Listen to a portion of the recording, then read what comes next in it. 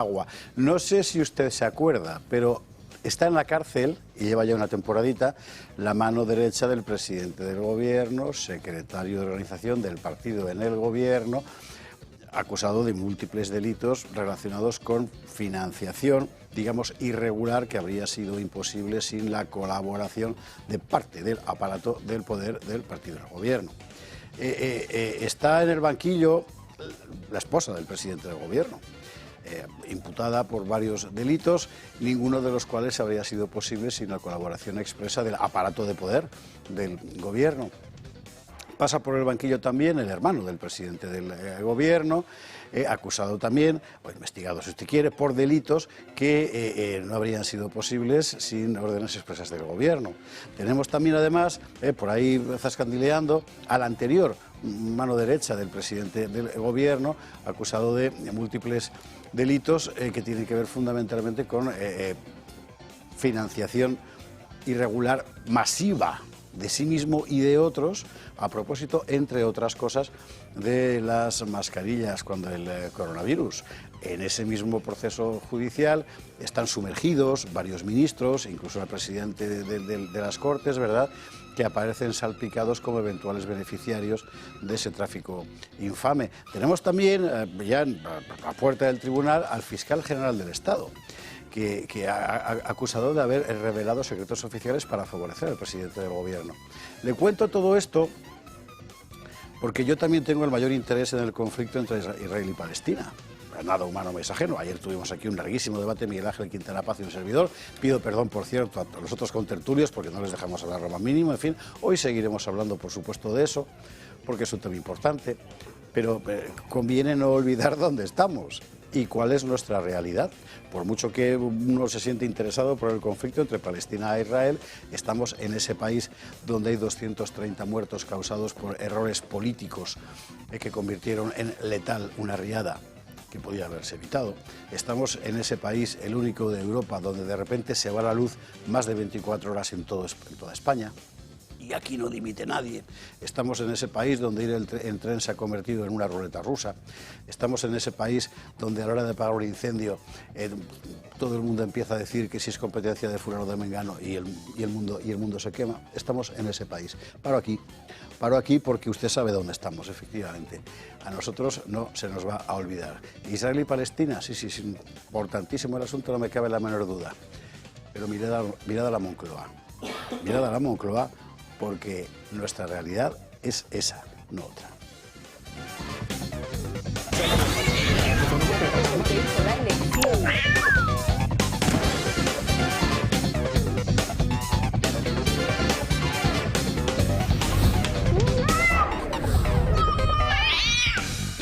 Y se le ha olvidado usted decir lo del paro, y se le ha olvidado, y claro, porque si no el editorial me dura 10 horas y tampoco es cuestión de eso. Me he dejado fuera deliberadamente algo que reconozco que me ha impactado cuando lo he escuchado.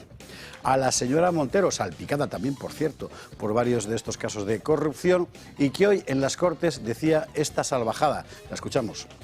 Miedo es el que tiene el Partido Popular y especialmente el señor Feijóo a no llegar vivo al final de la legislatura. No llegar vivo. Hace unos días Tellado hizo una referencia a las fosas y empezaron todos a alargarse. ¡Ah, ha dicho fosa! En el país con más fosas de... Mentira, ya lo sabe usted, pero bueno, la que montaron. ¿Usted ha visto la salvajada que ha dicho la ministra de Hacienda? Que Feijóo tiene miedo a no llegar vivo al final de la legislatura. En fin, bueno, son cosas que pasan en España. Está pasando allí en las Cortes. Por allí, por cierto, por supuesto, nosotros iremos también. Pero además hay otras muchas cosas. Titulares. Bueno, esto no se lo van a contar a usted en muchos sitios. Aquí sí. Bruselas efectivamente reconoce que impuso la vacuna del COVID sin suficientes datos de seguridad. Tal cual, lo dice la Comisión Europea. Aquí lo dijimos, aquí se nos llamó de todo. Aquí aparecieron los verificadores diciendo que mentíamos. Aquí apareció la EMA, la Agencia Europea del Medicamento, diciendo que por supuesto que... Todos mintieron. Todos le mintieron a usted para que se pinchara. Bruselas, en efecto, impuso la vacuna del COVID sin suficientes datos de seguridad. Era una evidencia que estaba prohibido decir. Ahora lo reconoce la propia Comisión. ¿Cómo será la cosa para que la comisión empiece a reconocer esto? Porque ahora queda la segunda parte, los efectos secundarios. Todavía está prohibido contarlos, pero se contarán. Bueno, vamos a pasar por la penúltima cesión al separatismo, que es que, ya sabe usted, el catalán va a ser obligatorio en toda España para las empresas con más de 250 trabajadores. Es decir, que a partir de ahora, si un señor de Palafrugell, en Torredonjimeno, quiere que le atienda el ambulatorio local en catalán, pues en Torredonjimeno tendrá que haber un funcionario especializado en hablar en catalán. Bueno, esto es una auténtica locura. Hoy está el ministro de Consumo bajándose del burro. Pero, ya, iba a decir que esto es inconstitucional, pero eso ya qué más da. En fin, en todo caso lo contaremos. Vamos a ver cómo está la cosa del embargo, sin embargo, de armas a Israel, porque el gobierno se ha vuelto a hacer un lío. Sabemos lo de las competiciones deportivas, lo de Eurovisión y todas esas cosas, ¿verdad? Pero del embargo de armas, ¿qué? Pues el embargo de armas nada, porque es que es un jaleo diplomático descomunal. Al gobierno le da igual, da lo mismo. La inmensa mayoría de la gente que le interesa al gobierno que le vote, no nos va a escuchar a nosotros, no va a escuchar a nadie más que a Patxi López, así tienen la cabeza como las tienen. Pero que usted lo sepa, es una gigantesca mentira todo.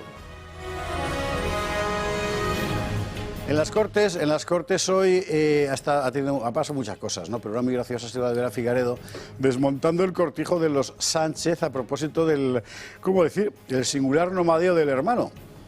Porque resulta que el hermano, que supuestamente vivía en Portugal para tributar menos al fisco mientras trabajaba en España, mientras cotizaba en España, lo cual ya está muy mal, es que ni siquiera vivía en Portugal, vivía en la Moncloa.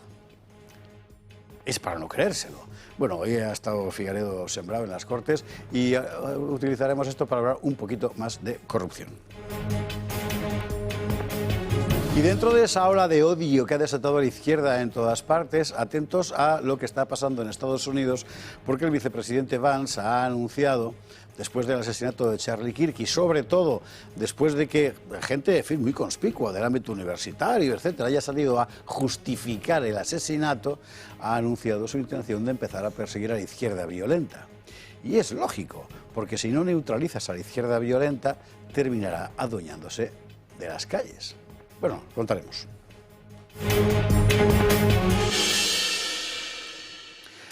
Lo veremos en compañía de nuestros contertulios de esta noche, pero antes, a petición de numerosos espectadores, ayer anunciábamos aquí el curso de Pedro Luis Pedrosa. Nos faltaba una referencia, un teléfono, donde usted puede escribir un WhatsApp y decir que me apunto. Lo tenemos ya. Es aquí, tome usted nota, fotografía con el móvil a la pantalla, que es la fórmula más sencilla, 641-453-640. Este curso de Pedro Luis Pedrosa, La trinchera olvidada, curso teórico práctico de activismo y movilización política en la calle. Nada, ya tiene usted la referencia para mandar un mensaje y decir, me interesa, ¿qué tengo que hacer? Y Pedro le contesta. Bueno, veremos todo esto en compañía, digo, de nuestros contertulios de esta noche. Don Carlos Astiz, ¿cómo estás? Hola, pues buenas noches. Todo el panorama que ha dibujado usted al presentar todo esto es realmente todo un proceso de degeneración, de destrucción de nuestro mundo, del mundo occidental. Y yo creo que empiezan a surgir voces diferentes. Yo creo que la de Pedrosa es una buena idea, es decir, de empezar a organizar la movilización de los que se quieren resistir a esta ola. Y también mencionar un caso, es decir, un libro que se ha presentado esta semana en México, que se titula La contrarrevolución cultural frente al marxismo, es decir, desde México, que intentan, enlazando con la tradición de los cristeros y similares, es decir, movilizar a la población frente a la avalancha de basura ideológica y de destroce del país de la Sheinbaum y compañía, que eso me parece que es una muy buena idea, y una buena iniciativa que empieza a que las cosas cambien, ¿no? Carlos, bienvenido, buenas noches. Gracias. Don Miguel Durán, ¿cómo estás? Pues vamos tirando, que para eso estamos. Todo el mundo le pregunta, ¿cómo está? Voy tirando. Se te ve en un momento de forma extraordinario, Bueno. tanto física como psicológicamente. Bueno, físicamente ya a los 70 años, pues... Por eso digo, usted no sé qué, no sabe usted lo mayor que es Miguel Durán. Bueno. Y sin embargo aquí está, rozagante como un treintañero. Aquí estoy, y si Dios quiere y me mantiene, pues ahí pienso estar. Es muy interesante el ejercicio que has hecho de resituar a nuestra audiencia en los problemas españoles, porque eso es lo que se debería hacer respecto de la estrategia que sigue Pedro Sánchez de distracción del nobilísimo pueblo español con el tema palestino, israelí y demás, que es un asunto al que no le vamos a restar importancia ni gravedad, lo es. Pero dudo mucho que ni siquiera por la actuación tan absolutamente fuera de lugar de los que han boicoteado la Vuelta Ciclista a España, dudo mucho que ni siquiera por eso, pero tampoco por la actuación generalizada del pueblo español, que no la van a conseguir, se logre poner coto a los desmanes de Netanyahu ni de Hamás, porque Hamás es la principal culpable de que esté pasando en Gaza lo que está pasando. Por tanto, aciertas cuando consigues, pienso, decirle a la gente que no pierda la perspectiva. Y erras, sin embargo, cuando dices que la mano derecha de Pedro Sánchez está en la cárcel. Porque mucha gente dirá, joder, no basta con la mano derecha. Ya sé por dónde queremos, mucha gente lo dirá, yo no lo digo. El mano derecha te habría quedado mejor, pero es verdad que hay mucha gente que querría que en la cárcel no estuviera solamente Santos Cerdán. Y luego ya, como vamos a hablar del hermanísimo, pues ya hablaremos. La mano derecha y la mano izquierda, el pie derecho y el pie izquierdo, así como otros órganos vitales del poder. Miguel Durán, bienvenido, buenas noches. Doña Marcela Regía, ¿cómo estás? Muy bien, buenas noches, José Javier, encantada de estar aquí una noche más. Yo creo que sería profundamente ingrato si no aprovechara para enseñarle a usted y ponerle los dientes largos lo que me ha traído Marcela Regía de su verano gallego. ¿Qué es esto? Una tarta de Santiago. Bueno, hombre. Una tarta de Santiago, que es una cosa que a mí y una vez hace muchísimos años, era yo joven, fíjese, me enseñó un veteranísimo gourmand gallego, que esto, como está mejor, es cogiendo el trocito de tarta, partiéndolo y echándole un chorrito de vino tinto encima. De vino tinto. Bueno. Eso ya es una cosa impresionante. Gracias mil, Marcela, de verdad. Gracias a ti. No sé lo que va a durar, pero... Poco, ya te lo digo porque está buenísima. O le pones licor de café también.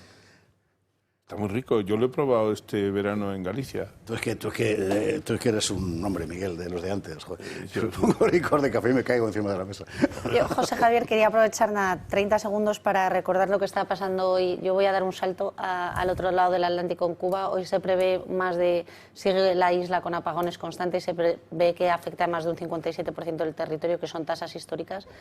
Y aunque para mí Cuba se apagó en el 59, cuando un régimen tirano cubrió la isla con tinieblas, la realidad es que sigue el pueblo sufriendo, sigue el pueblo sin recursos, sigue el pueblo sin futuro, a pesar de todas las manifestaciones que está habiendo en la isla estos días.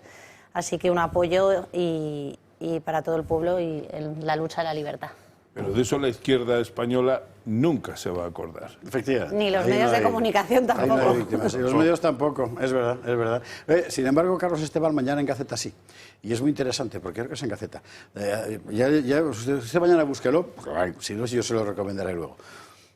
Es muy interesante, porque Carlos utiliza precisamente el caso cubano para plantear un debate que tendremos el viernes en USA, Dios mediante. ¿Qué le pasa a un pueblo cuando se resigna y es incapaz de levantarse? Y es una pregunta que, bueno, el caso cubano es el caso cubano, pero deberíamos también aplicarla a nosotros mismos. En fin, bueno, Marcela, bienvenida, buenas noches. Gracias. Nosotros vamos a marcharnos a la publicidad, pero antes acaba de descubrir usted, gracias a nuestra fantástica realizadora, que aquí, a mi izquierda, está Paula Cruzado. ¿Y por qué está Paula Cruzado aquí a mi izquierda? Bueno, ella dice que está siempre a mi derecha, es imposible, pero bueno. Pues porque nosotros, sin el Club de Amigos, no podríamos existir. No sé si sabe usted que está el gobierno anunciando una nueva televisión digital terrestre. Se la va a dar a quien él quiera. Además lo dice, sin ningún problema. El mundo de la comunicación en España no es libre. Hemos contado antes de las vacunas. Hay muchísimos poderes que influyen para que usted no pueda saber la verdad. La única forma de acercarse es que usted se encargue de mantener sus propios medios de comunicación. Y nosotros lo que le ofrecemos con el Club de Amigos es una forma de hacerlo. Bueno, ¿y quién levanta el teléfono? Paula. Pues sí, la verdad es que sí. Y sobre todo vengo a decirles a todas aquellas personas que nos ayudan que gracias a que nos ayudan se pueden desgravar en su declaración de la renta. Es decir, tanto personas físicas como jurídicas, que hoy nos está diciendo un compañero, bueno, hemos estado este fin de semana en el Viva, nos llama muchísima gente preguntándonos si las personas que tienen empresa, ya sea pequeña, mediana o grande empresa, se pueden bueno, beneficiar de esas desgravaciones, y es cierto que sí. O sea, las empresas se pueden desgravar de un porcentaje muy grande en su impuesto de sociedades. Sobre todo, tiene premio, entre comillas, aquellas personas que tengan una recurrencia con nosotros. El primer año que hacen esa desgravación o que hacen esa donación, se benefician de una desgravación del 40%, y si mantiene esa donación en la misma cantidad o superiores durante 2 años, se desgravan el 50% de la donación. Es decir, si por ejemplo una donación puntual de 500 euros, se desgravaría 200 euros en impuesto de sociedades. Y si eres una persona de a pie, pues desde el año pasado, desde el 2024, esa desgravación se ha subido al 80% dentro de los primeros 250 euros. Es decir, si tú haces una aportación de 250, te desgravas 200 euros. Solo pagarías una cuota de 50 euros anuales, que son 4 euros al mes, o sea, menos de 2 cafés, o sea, muy poquito. Y a nosotros nos ayudas muchísimo. Y hay gente que dice, bueno, pero si quiero hacer una aportación más grande, ¿me desgravaría también? Sí, se desgravaría a partir de esos 250, pasas al 40%, es decir, si tú haces una donación de 500 euros, te desgravarías un total de 300. ¿Por qué? Porque los primeros 250 te devolverían 200 y del resto te devolverían 100 euros, o sea, haciendo un total de 300 euros. Todo, la verdad es que son beneficios para que se hagan del Club de Amigos, y sobre todo para que nos ayuden a seguir hacia adelante, como tú decías. Es cierto que hay muchísimos socios que están completando pues lo que resta de la cuota anual que tienen, se lo han distribuido a lo largo de estos meses que nos quedan, porque se tiene que hacer antes del 31 de diciembre. Hay gente que dice, ¿pero qué pronto habéis empezado este año? Sí, hemos empezado pronto, porque luego nos pasa que en diciembre hay gente que decía, no, si es que yo ya voy muy justa, yo ya me tenía que haber enterado antes. Pues bueno, nos hemos propuesto desde el Club de Amigos que todas aquellas personas que nos quieran ayudar lo puedan hacer cada uno dependiendo de sus posibilidades, dependiendo de su economía familiar, sin que sea ningún agobio para nadie. ¿Se acuerda usted antaño cuando bajábamos al kiosco a comprar el periódico? ¿Qué tiempos, eh? Llegabas y le dabas la monedita y tal. Bueno, pues imagínese que en aquella época, de toda esa cantidad que tú dabas todos los días para comprar el periódico, al final del año pudieras decir, pues mira, de todo esto que he dado me voy a desgravar esto. Es eso. Sí. Es eso y es lo mismo. Y si porque está usted manteniendo el medio de comunicación que elige. Y quería añadir Miguel Durán. Simplemente por aclarar el tema del impuesto de sociedades de las empresas, la desgravación, dependiendo de la cantidad, puede llegar al límite del 15% del impuesto de sociedades. Es decir, por ponerlo en números reales, si una empresa tiene que tributar en el impuesto de sociedades por 100.000 euros, podría llegar a desgravarse hasta 15.000, siempre y cuando sus donaciones efectivamente representaran en relación al porcentaje de aplicación ese 15%. O sea, señores empresarios que nos están escuchando, si en lugar de dárselo a María Jesús Montero, ustedes prefieren que efectivamente lo administre el Club de Amigos y en definitiva la libertad de expresión que representa esta casa, ahí tienen su oportunidad. Yo lo hago. Está muy bien visto. Mira. Sí, y sobre todo también hay gente que nos está diciendo, personas mayores o personas que a lo mejor no están obligados a hacer esa declaración de la renta, dicen, no, pues es que yo no presento la declaración de la renta, no voy a poder disfrutar de esa desgravación. Pues no es cierto. porque si usted ha hecho esa donación, usted puede comprobar en su borrador de la declaración de la renta si les sale a devolver. Si les sale a devolver, que lo presenten antes de que se lo quede el Estado, que se lo queden ellos. O sea, es algo importante, sí, claro que sí, porque mucha gente nos lo dice, ¿no? Pero si yo no estoy obligado, ¿no? Si es que esto para mí es un follón, pues que no se preocupen, que nos llamen al teléfono del Club de Amigos, que nosotros les resolvemos todas las dudas y encima nos ayudan hasta casa a seguir hacia adelante. También es importante que estamos recibiendo donaciones, que no sean anónimas, que por favor que si hagan la donación, que luego nos llamen, nos faciliten su nombre y apellido, su DNI y su dirección postal para poder ser efectiva esa desgravación, porque si no sabemos a quién, no se lo podemos decir. Y toda duda que se le puede usted plantear, 91-616-2464, llame con toda libertad, porque aquí estamos precisamente para ayudarnos todos, recíprocamente. Paula Cruzado, gracias mil. Gracias a vosotros siempre. Nos vamos a la publicidad y a la vuelta vamos a pasar por Estados Unidos. Ya pasó una cosa en un colegio, yo lo colgaba en mi línea de X, el antiguo Twitter, alumnos que han salido a leer un manifiesto para echar a un profesor que había elogiado el asesinato de Charlie Kirk. Han pasado cosas tremebundas en el mundo. Bueno, todo eso y alguna cosa más. Enseguida.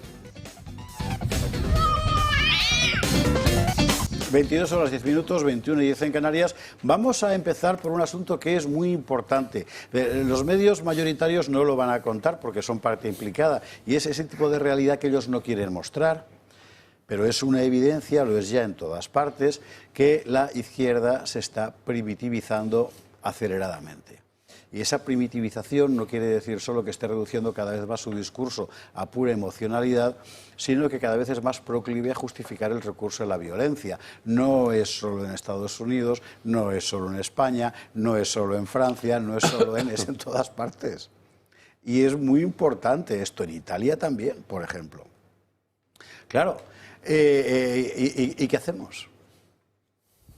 Porque el asesinato de Charlie Kirk lo que representa, y es lo que hace tan brutal el impacto mundial, claro, de ese crimen, lo que representa es que han matado a una persona cuya vocación era discutir y debatir. Claro, por eso le han matado.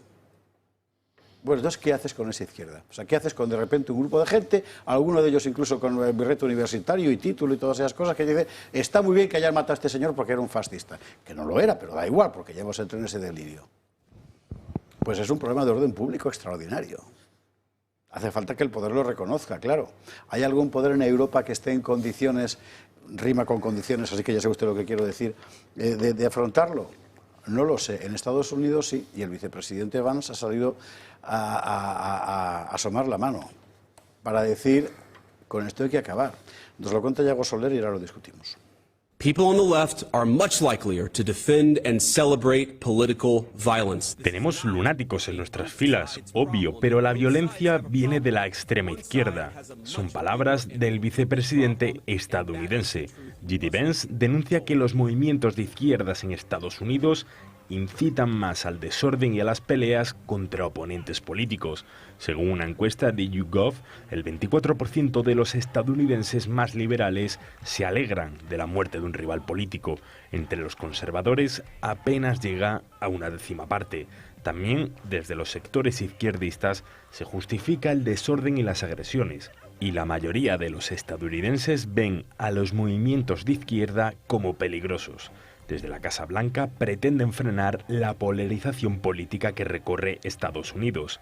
J.D. Vance afirma que disolverá instituciones que promuevan la violencia. También ha criticado a organizaciones financiadas por el filántropo húngaro George Soros, en el punto de mira de Trump desde sus inicios como presidente. El líder estadounidense también se suma a este debate, dejando caer que podría ilegalizar el movimiento Antifa si reúne el apoyo de su gabinete.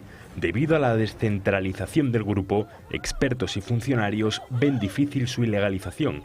Demócratas y republicanos coinciden en bajar el tono para evitar más crispación. ¿Crispación de quién? Es decir, tú para no crispar les dejas hacer. Pues que crispen ellos nada más. Es ridículo. Es ridículo. Es como el tema de... Es por no polarizar. Ya. O sea, que polaricen ellos solos, ¿no?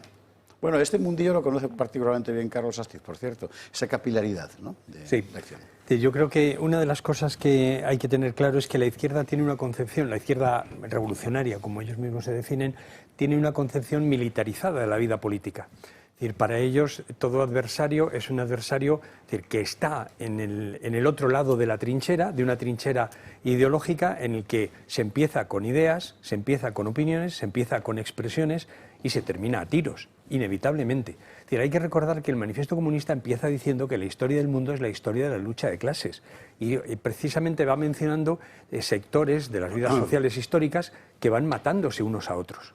Esa concepción es una concepción que está imbuida en esa izquierda que ha derivado de aquella izquierda marxista y similares a una izquierda de bragueta, de entrepierna, pero que sigue manteniendo esa concepción de que el enemigo es matable, de que el enemigo es eliminable y que al final toda lucha política deviene a una lucha militar, a una lucha en la que realmente matas al enemigo. Yo creo que en este sentido Trump no tiene en cuenta una cosa, es decir, Antifa puede ser una organización descentralizada, pero tiene un elemento crucial que es lo que hace que todos sigan los mismos derroteros y los mismos objetivos, y es precisamente el aparato de comunicación. Es decir, cuando un grupo de Antifa en Los Ángeles toma una serie de medidas o hace una serie de acciones, está conectado precisamente con el Antifa de Nueva York a través de esos medios de comunicación, que muchas veces son redes sociales, pero también a veces son medios claramente establecidos, que les van indicando cuáles son los motivos y cuáles son los objetivos. Y eso ha pasado con Charlie Kirk, que ha habido todo un proceso previo de demonización, de liquidación, de exterminio de esa figura política hasta convertirlo en alguien matable. Y eso sería imposible si esa misma izquierda no tuviera todo un entramado de organizaciones. En España, por ejemplo, lo vemos, organizaciones sindicales, desde sindicatos minoritarios a organizaciones de consumidores, asociaciones de vecinos, que están fundamentalmente financiadas por los gobiernos municipales o autonómicos, o incluso el gobierno nacional, del Partido Popular o del Partido Socialista. Y ese entramado es el que da pie a que tú puedas realizar todas esas acciones con éxito. Ahora habla Marcela y luego Miguel. Antes, y más que nada por la referencia de la lucha de clases, que sepáis, camaradas, que cuando Marx termina el tercer libro del Capital, que no lo habéis leído, él reconoce que no puede definir la lucha de clases. Claro, pero es que ahí no llegasteis. En fin, bueno, Marcela. Yo creo que se estaba revolviendo más Miguel que yo. Sí, pero... sí. Lo que pasa es que si dejo ahora a Miguel, luego tú dices, es que me habéis quitado todos los argumentos, y tienes razón. Las damos primero. Yo voy a hacer... Muchas gracias, Miguel. Soy de las de antes. Yo voy a hacer referencia a un X que publicó Santiago Abascal hace 6 días, que yo creo que es lo que define a la perfección esta acción, ¿no?, que va a tomar el gobierno estadounidense, ¿no? Y decía así... Yo lo he vivido, unos señalan y otros disparan. Como la censura no les basta, recurren al asesinato, ¿no? Y yo creo que esta es la clave del tuit, es la clave de esto, que es un poco lo que apuntaba Carlos. O sea, a mí no me resulta tan disparatado dentro de cierto límite y de que yo creo la libertad de expresión para todos los lados, porque lo defiendo eso a capa y espada, pero... porque siempre son los mismos. O sea, es muy fácil identificar a esa izquierda violenta que genera y que da lugar a estas circunstancias, ¿no? Y efectivamente, un poco lo que iba a decir Carlos, estas organizaciones de izquierda que meten su propaganda en los medios de comunicación, en las redes sociales, en las organizaciones, en las fundaciones, en los sindicatos, precisamente porque están financiadas y alentadas por el propio sistema, y eso no pasa en otras ideologías, ¿no? Ellos sí que lo tienen perfectamente organizado, sí que lo tienen perfectamente financiado con instrumentos institucionales, civiles, políticos. Entonces es fácil señalar a aquellos que quieren acabar con la libertad de expresión. Yo creo que lo que pasó la semana pasada, que estábamos aquí en directo cuando sucedió el disparo, ¿no?, el asesinato, vamos, es para hacernos reflexionar a todo Occidente sobre la falta de libertad de expresión, sobre el mensaje único que ya no viene de nuestro gobierno, no viene arrasando por Occidente, y bueno, pues básicamente eso. Si recuerda usted, el primer detenido era un señor mayor, calvo, ¿verdad? Le detuvieron porque él dijo, he sido yo. Hemos sabido hoy que él dijo, he sido yo, para dar tiempo a que se escapara el autor. El asunto este dista de haberse resuelto. Es que son terroristas, o sea, eso es de terrorista. O sea, sinceramente, de terrorista al estilo doméstico, pero terrorista. Sí, ahora porque la cuestión es saber claro, si le conocía, si no o le sea, conocía, en fin, una cosa muy... Es una cosa... Don Miguel Durán. Hace 94 años, 5 meses y 3 días, que de una manera bastante distóxica, bastante anómala, muy anormal, se proclamó en España la Segunda República. La cuenta cronológica la has hecho así de cabeza, de inmediato. Sí. Joder, qué tío. ¿Quién empezó matando en la Segunda República? ¿Quién empezó quemando en la Segunda República? Empezó la izquierda, la gente del Frente Popular. Todavía no existía el Frente Popular. Nadie se me ponga estupendo diciendo que no conozco yo esa historia. Empezó la gente de izquierdas. Dirán seguramente que es que como venían de la opresión, del caciquismo, del fascismo y todo eso, que estaba justificado. Yo espero, porque la sociedad americana del siglo XXI no es la sociedad española de los años 30, espero que sepan, que puedan embridar este desmadre. Porque imaginaos ahora si a algún republicano, me refiero a algún fan, algún hincha de Trump, le diera por coger una pistola o un rifle, porque allí abundan y están al alcance de la mano, y se liara a tiros con alguien representativo del otro espectro de la ideología. No sabemos dónde puede parar eso. Ojalá que no llegue. Como estoy seguro de que, o estoy bastante convencido de que a mí no me van a escuchar en Estados Unidos, no corro el riesgo de que me puedan acusar de que yo estoy apuntando a esa posibilidad para que se produzca.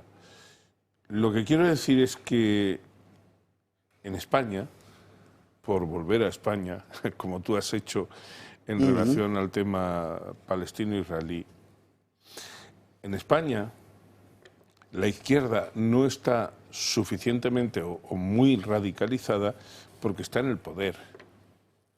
Pero el día que pierdan el poder, si alguien se atreve a hacer algo que debiera atreverse si gobierna como debe gobernar, a hacer algo que acabe con sus privilegios, no quiero pensar la que se nos puede venir encima desde el punto de vista de la violencia. Porque el nobilísimo pueblo español es muy noble en general, pero tiene forúnculos, tiene incordios que son muy jodidos, hablando en plata. Y esa gente que ahora no toma las calles porque no tiene necesidad, el día que pierdan el poder, ojalá sea pronto, ese día quien lo encarne, quien represente ese poder, tendrá que tener muchísimo cuidado. Y muchísimo coraje también. Has puesto dos referencias, enseguida te doy la palabra, Carlos, una referencia a la Segunda República que a mí me ha traído a la cabeza otra. Usted sabe que la sesión inaugural de la violencia en la Segunda República es la quema de conventos de mayo del 31, que no fueron las masas despojadas las que la perpetraron. Quiero decir, en Madrid el jefe de los incendiarios era Ramón Franco, el hermano del luego caudillo, claro. ¿Y la reacción del poder cuál fue? Cuando Miguel Maura dice, mandó a la Guardia Civil, hazaña, todos los conventos de Madrid no valen la vida de un republicano. Cuando aquello está ya ingobernable, el alcalde de Madrid, Pedro Rico, que recordaba que se llamaba, un señor muy gordo, dice aquello de vuestra ingenua exaltación, les dice a los incendiarios. No recuerdo cuál fue, si fue Azaña o quién, habló de la quema de conventos como un caso de justicia inmanente. Es decir, un espíritu muy semejante, con palabras más finas, es verdad, al de los medios de comunicación progres cuando se enteraron del asesinato de Charlie Kirk. Era eso. Esto es peligrosísimo. Era eso, ¿eh? ¿El qué? Lo que tú acabas de describir en la Segunda República era eso. Pero cuando Pedro Sánchez alienta Iba a la segunda referencia que iba a hacer, a la Segunda República, perdón. que es un salvaje, que era el ministro de Justicia del Frente Popular, cuando la CNT entra en el gobierno con Largo Caballero. Él, desde antes, predicaba la gimnasia revolucionaria, que eran los atentados, y lo llamaba así.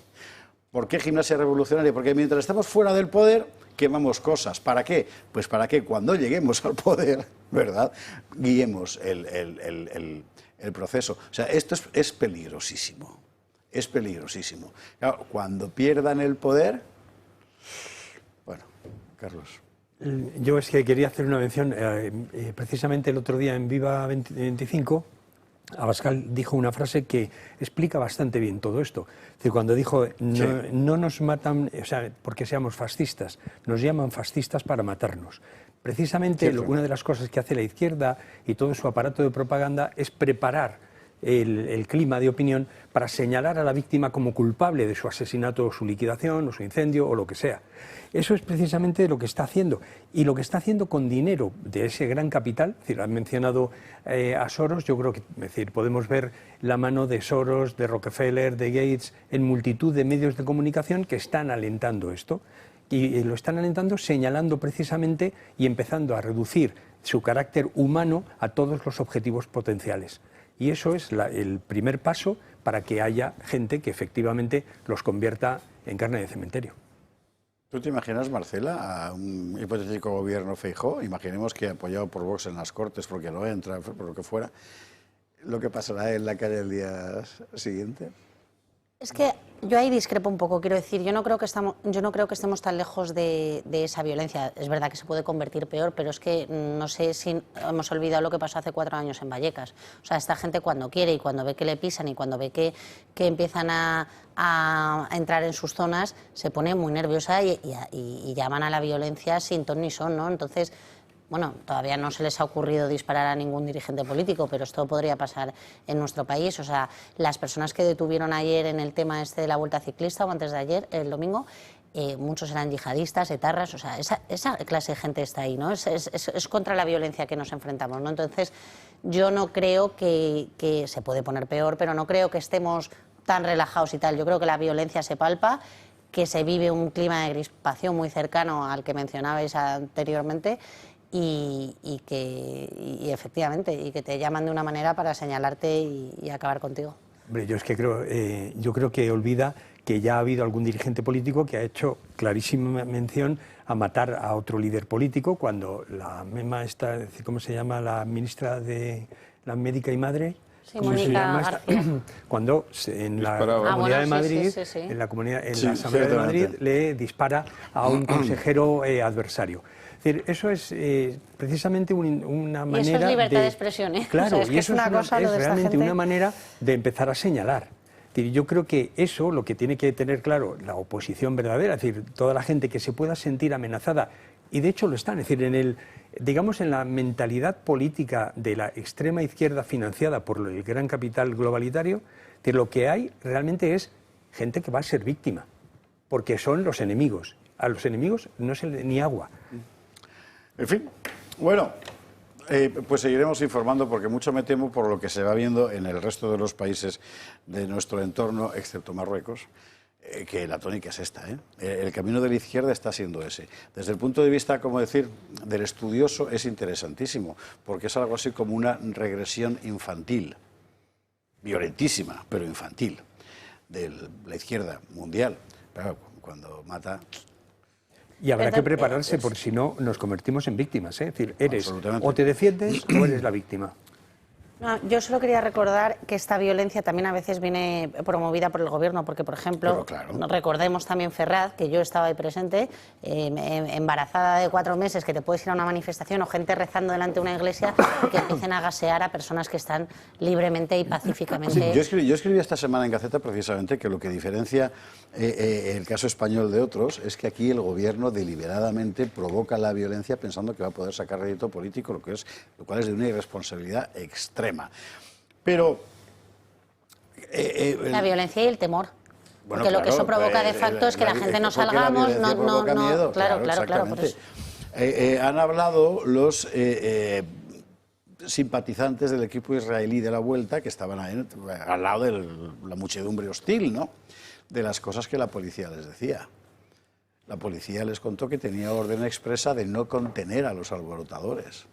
Acabaron protegiendo a aquella poca gente como pudieron, mientras a su alrededor, ¿verdad?, las hordas de la rojambre le gritaban cosas para que no los lincharan. Además le decían, circulen, circulen, que les linchan. Pero no fueron contra los que estaban gritando porque sus órdenes eran órdenes del gobierno de no actuar contra los alborotadores. Pero si Pedro Sánchez el domingo por la mañana les estuvo animando a hacer lo que hicieron. La pacífica sociedad civil. En fin, bueno, que digo que seguiremos informando. Vamos a seguir informando también, mal que les pese a tantos, del asunto de las vacunas COVID, que ya sabe usted que antes había que escribir con B y con K para que no te cancelaran en las redes sociales. Ahora ya se puede poner... a mí me gusta poner B y con K porque en realidad vacuna... Bueno, la novedad. La novedad es una novedad relativa. Lo importante es el contenido político. Que la vacuna contra el coronavirus había sido aprobada por la Comisión Europea sin garantías de sus efectos, lo sabíamos todos. En el Parlamento Europeo, en el primer sitio. Que la propia Comisión lo reconociera, eso sí que es nuevo. Y abre una puerta muy importante. Usted sabe que en España la mayor parte de los medios se dejó untar por el gobierno y por las farmacéuticas para tejer sobre esto un enorme manto de silencio. Bueno, nosotros no, nos mantuvimos fuera de eso y quisimos contar lo que a nuestro leal saber y entender era la realidad de las cosas, entre otras esta. Y teníamos razón. Y como no nos lo va a reconocer nadie, pues ya se lo digo yo. Sé, por otra parte, que decenas de miles de ustedes se sumaron a esta antena precisamente porque adoptamos esa posición. Pues mire, usted también tenía razón. Natalia Fernández Picado nos cuenta esta historia.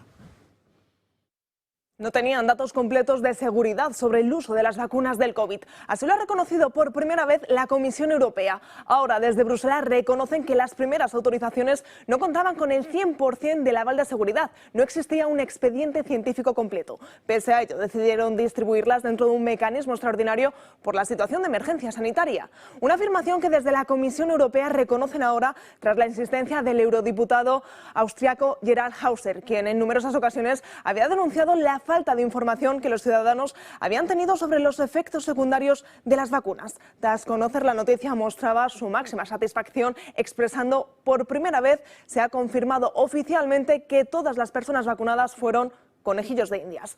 Desde el Ejecutivo Europeo han asegurado que este tipo de productos requieren de un control estricto posterior y que los riesgos serán menores que los beneficios. Una polémica que no solo está en Europa. Desde Estados Unidos, el secretario de Salud, Robert Kennedy, ha asegurado que las vacunas del COVID están directamente relacionadas con la muerte de al menos 25 niños. Será en la próxima semana cuando en el país norteamericano se abra debate sobre la responsabilidad de las autoridades en promover de manera masiva el uso de estas inyecciones.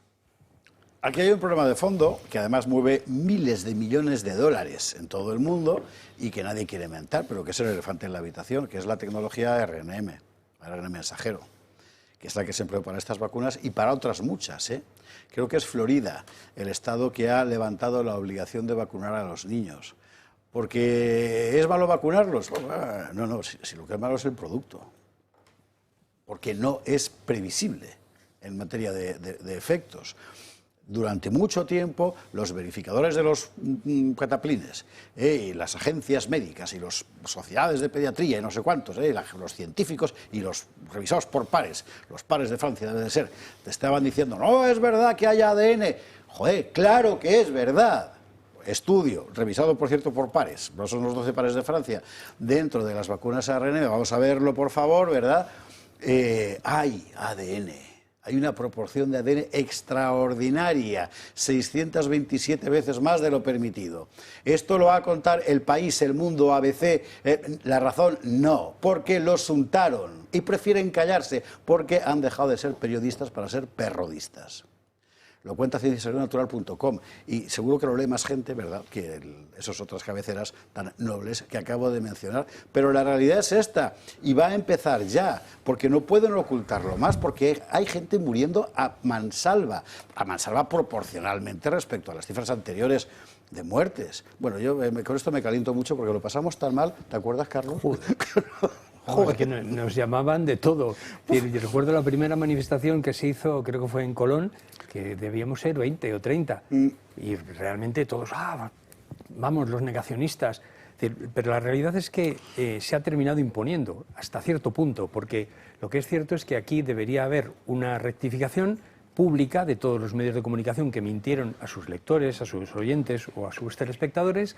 Debería haber también un acto de contrición por parte de las sociedades médicas que estuvieron colaborando como cómplices de todo este proceso, sin decir nada más que acusando a los que ponían en duda unos informes que no tenían de tal nada más que el nombre, y además unos políticos que utilizaron precisamente el prestigio, yo creo que muy deteriorado ya, de esas sociedades médicas para vendernos esto que no era realmente una cuestión médica, que era una cuestión de control social, relacionada además con la reducción de población.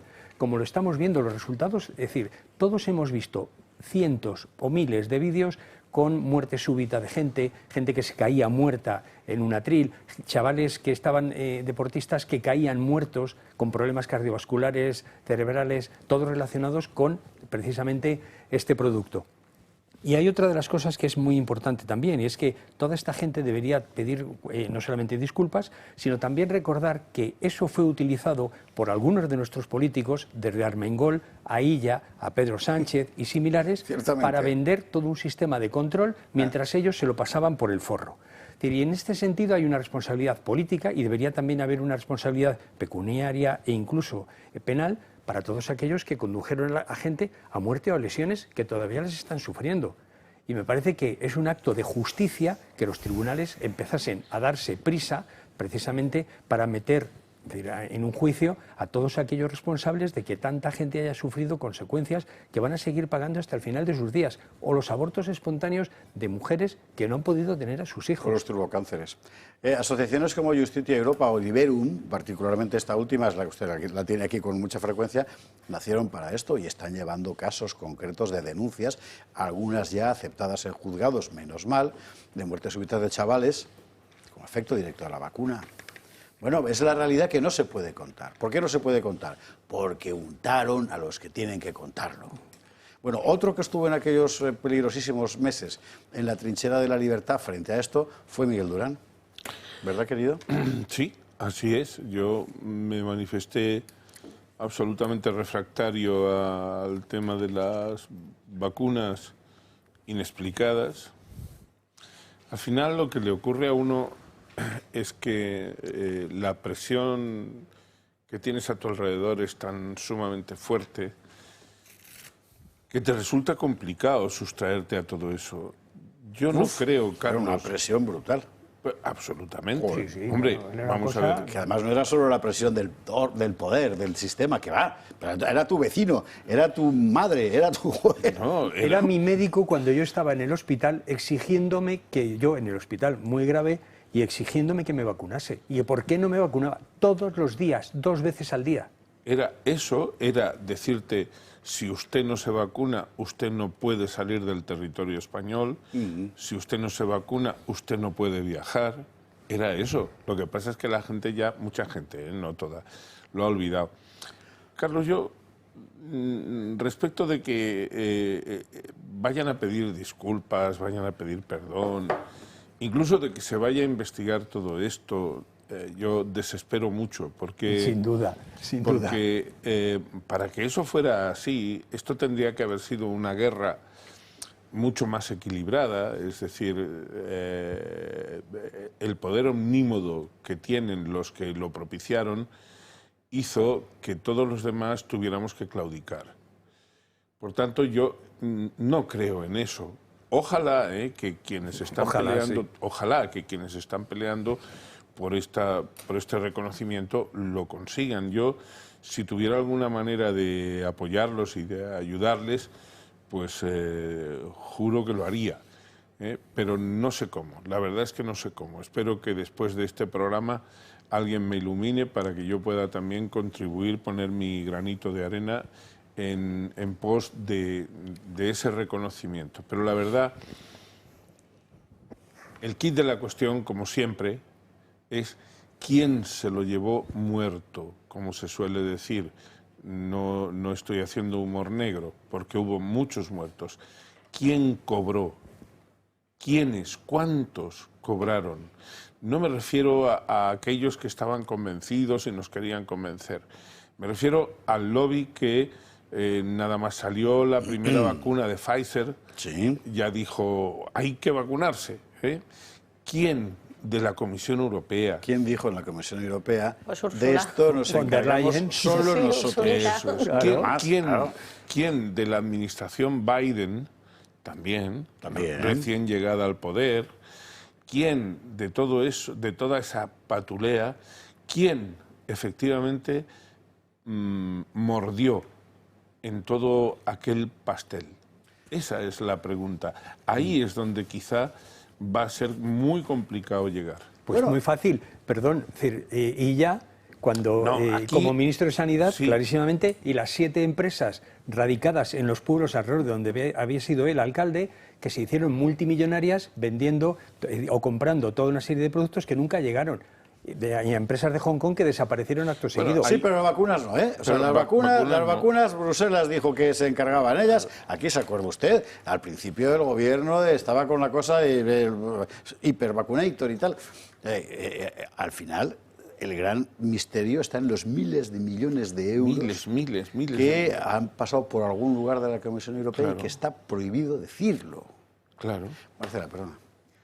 No, muy brevemente porque se ha dicho todo. Para mí lo más grave, sin perjuicio del dinero, que obviamente es gravísimo y que aquí alguien se ha lucrado, para mí es el tema que apuntaba Carlos del control social. Que este titular no es nuevo, o sea, que las vacunas tenían un carácter extraordinario y que no sabía el 90% de la gente que se ponía las vacunas lo que se estaba poniendo, pues no creo que sea nada novedoso. No desconocemos los efectos a corto plazo, a largo plazo, la cantidad de efectos adversos que ha habido en muchísimas personas, porque quiero decir, hemos visto muchos, pero no sabemos todavía todos los que pueden venir. Pero yo recuerdo eso, el tema del control social. Eras un apestado si no tenías el QR y no podías entrar en un bar y entonces ya te tenías que quedar en la terraza. Te limitaban la movilidad. Es que en España no es obligatorio vacunarse, pero se convirtió obligatorio cuando no podías coger un tren a Jaén para poder ir a un juicio porque no estabas vacunado, ¿no? Y para mí otra cosa gravísima, y en esto sí que llamo la atención sobre el tema de la responsabilidad que apuntaba Carlos, porque hay responsables directos, obviamente, en todos los gobiernos de las naciones, es que a mí me cogió en el primer embarazo de mis hijos y no te dejan tomarte un paracetamol. Vamos, un vino, que te caiga por aquí un humo de un cigarro embarazada, vamos, es casi matar a tu hijo. Pero lo de la vacuna, te lo metían en todos lados. Allí donde ibas, ¿estás vacunada? Ibas al paritorio, ¿estás vacunada? No, porque entonces hay que hacerte el PCR, el no sé qué, no sé cuántos. O sea, era tremendo, ¿no? La presión que efectivamente podía sentir mucha gente en un hospital, o mujeres embarazadas, o personas con enfermedades graves, cáncer o terminales, etcétera, ¿no? Entonces, bueno, para mí lo más grave es eso. Ahí se hizo un experimento, en el fondo, de control social, de temor, de libertad, o sea, de control, o sea, de limitación de las libertades, y entramos todos o muchos por el aro, ¿no? Por cierto, en el País Vasco se ha dado un caso de una familia que denunció a una enfermera que a conciencia fingió vacunar a un niño y no lo vacunó. La familia denunció a la enfermera por no vacunarlo, porque la enfermera sencillamente hizo, como decir, una operación Objeción racional. de conciencia. Sí, ha terminado condenada a la enfermera, a la que desde aquí mandamos toda nuestra solidaridad, pero toda. Porque es una heroína. Tenía razón ella, porque tenía razón ella. Claro, en fin. Bueno, seguiremos informando, ¿eh? Esto no ha acabado aquí, nosotros seguiremos contando. Y ya sé que en muy pocos sitios más se va a contar, porque la mayor parte de la gente entró en este asunto, unos por que estaban cobrando y otros porque estaban convencidos, como esta familia de Bilbao seguramente, pero hay que contar la realidad de las cosas. ¿Añade una cosa, Marcela? No, que eso es cierto, que muchísimos medios no han salido esto y muy pocos lo denunciasteis con valentía en su momento y posteriormente, pero ¿cuánta gente se ha puesto la primera y ya la segunda no se la puso? Claro, muchísima. O sea que el pensamiento social no es el de los medios de comunicación y ya la tercera no se la puso nadie. O sea, yo desde luego no, ¿eh?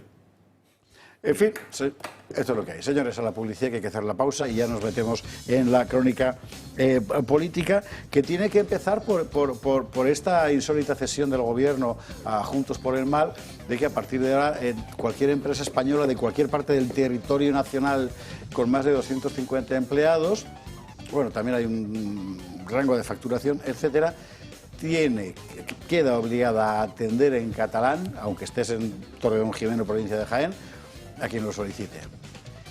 Se rumorea que el siguiente paso es que cada vez que veas pasar a un catalán con barretina tienes que arrodillarte y si lleva chanclas besarle los pies, si no, no hace falta. De verdad, ¿eh? Joder, en fin. ¿Ya sabe usted una... Bueno, ahora lo veremos. Aquí Miguel Durán es un catalán adoptivo, catameño. Y mi madre era de Barcelona, si sirve para algo. Bueno, pero esto lo tienen que hacer los catalanes, ¿eh? O sea, sois vosotros los que tenéis que salir a decir, vaya, ya está bien. O sea, no somos así de ridículos. Claro. Bueno, Publi, lo vemos luego. 22:49, 21:49 en Canarias. Y usted sabe que un rasgo característico de esta legislatura es que aquí estamos a lo que mande el separatismo catalán. A lo que mande, lo que sea y que se pueda hacer, en fin, sin tener que pasar por la guillotina al Tribunal Supremo. Aunque igual todo se andará, ¿verdad? Hay cosas que se pueden conceder y otras que no, como las que no hacen mucho ruido. Entonces te sacas de la manga una cosa sumamente cosmética para que la rauxa del separatismo catalán se quede más o menos satisfecha hasta que empiece a rascar. La última ocurrencia, ¿cuál ha sido? La del catalán obligatorio en toda España.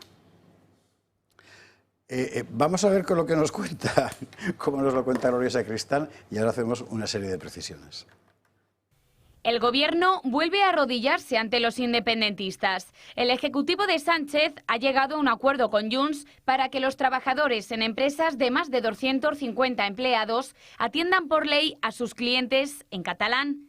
Esto quiere decir que una empresa murciana que no tiene ninguna relación con Cataluña tendrá que atender en catalán si un cliente así lo exige. Desde Junts celebran este acuerdo y aseguran que se aplicará en toda España. Si un cliente contrata la luz en Murcia, ¿tiene derecho a que le respondan en catalán si así lo desea? Els catalans hem de tenir els mateixos drets lingüístics que té un castellà, que té un francès, que té un anglès. Per tant, sí, serà a tota Espanya. Sin embargo, la versión del Gobierno es otra muy diferente. El ministro de Consumo, Pablo Bustinduy, aboga por limitar este requisito a aquellas que estén en los territorios donde se reconozcan estas lenguas. La voluntad del Gobierno y del ministerio que yo dirijo es poder garantizar la utilización de las lenguas cooficiales allí donde son reconocidas como tales.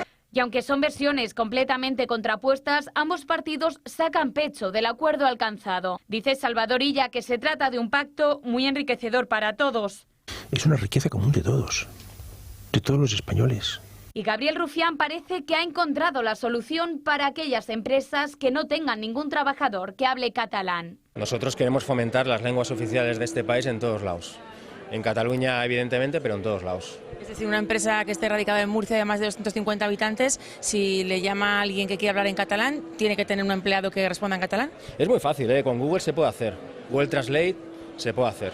En todo caso, el acuerdo ha provocado el rechazo empresarial. La COE alerta de que la medida aumentará la carga burocrática y elevará los costes. Tiene gracia que los dos periodistas que han preguntado, tanto a Miriam Nogueras como al señor Rufián, han puesto el caso de Murcia. Está bien, porque con las mismas podría aparecer un grupo nacionalista murciano que hiciera obligatorio el uso del panocho en todas las, ¿verdad? O sea, de verdad, ¿dónde estamos? Bueno, luego hemos sabido en realidad para qué. Era para engrasar esto que hemos averiguado hoy, la próxima reunión en Suiza, ¿verdad?, del PSOE y Junts. Pues esto es mentira. Junts, sí, perdón, Miguel. Junts se reunirá con el PSOE en Suiza a las puertas de la votación sobre el traspaso de las competencias de inmigración. Vale. Bustinduy, que es ese señor pequeñito, que es el ministro de Consumo, sea eso lo que quiera decir,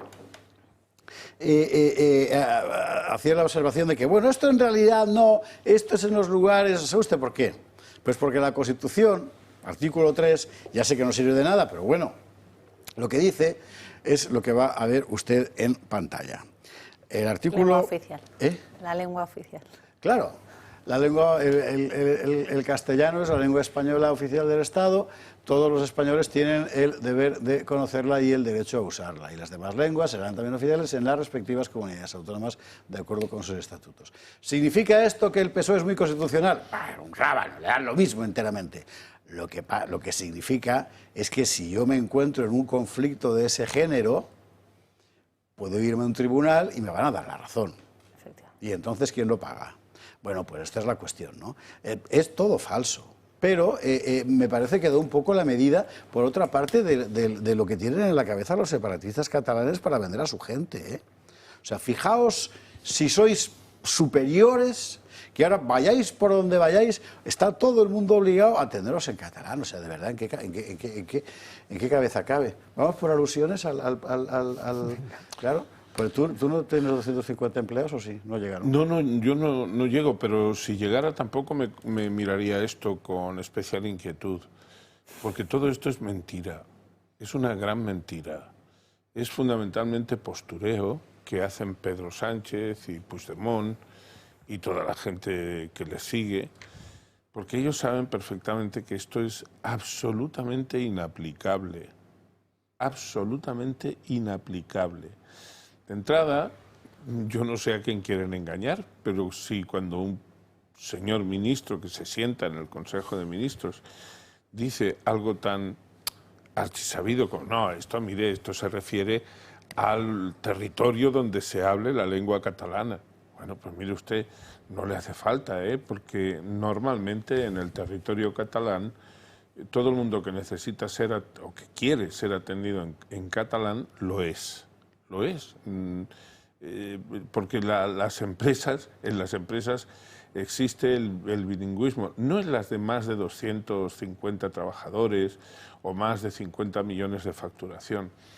En la práctica totalidad de las empresas existe el bilingüismo con absoluta normalidad. Por tanto, todo esto es una gran mentira que solo les sirve para presumir ante los ingenuos, los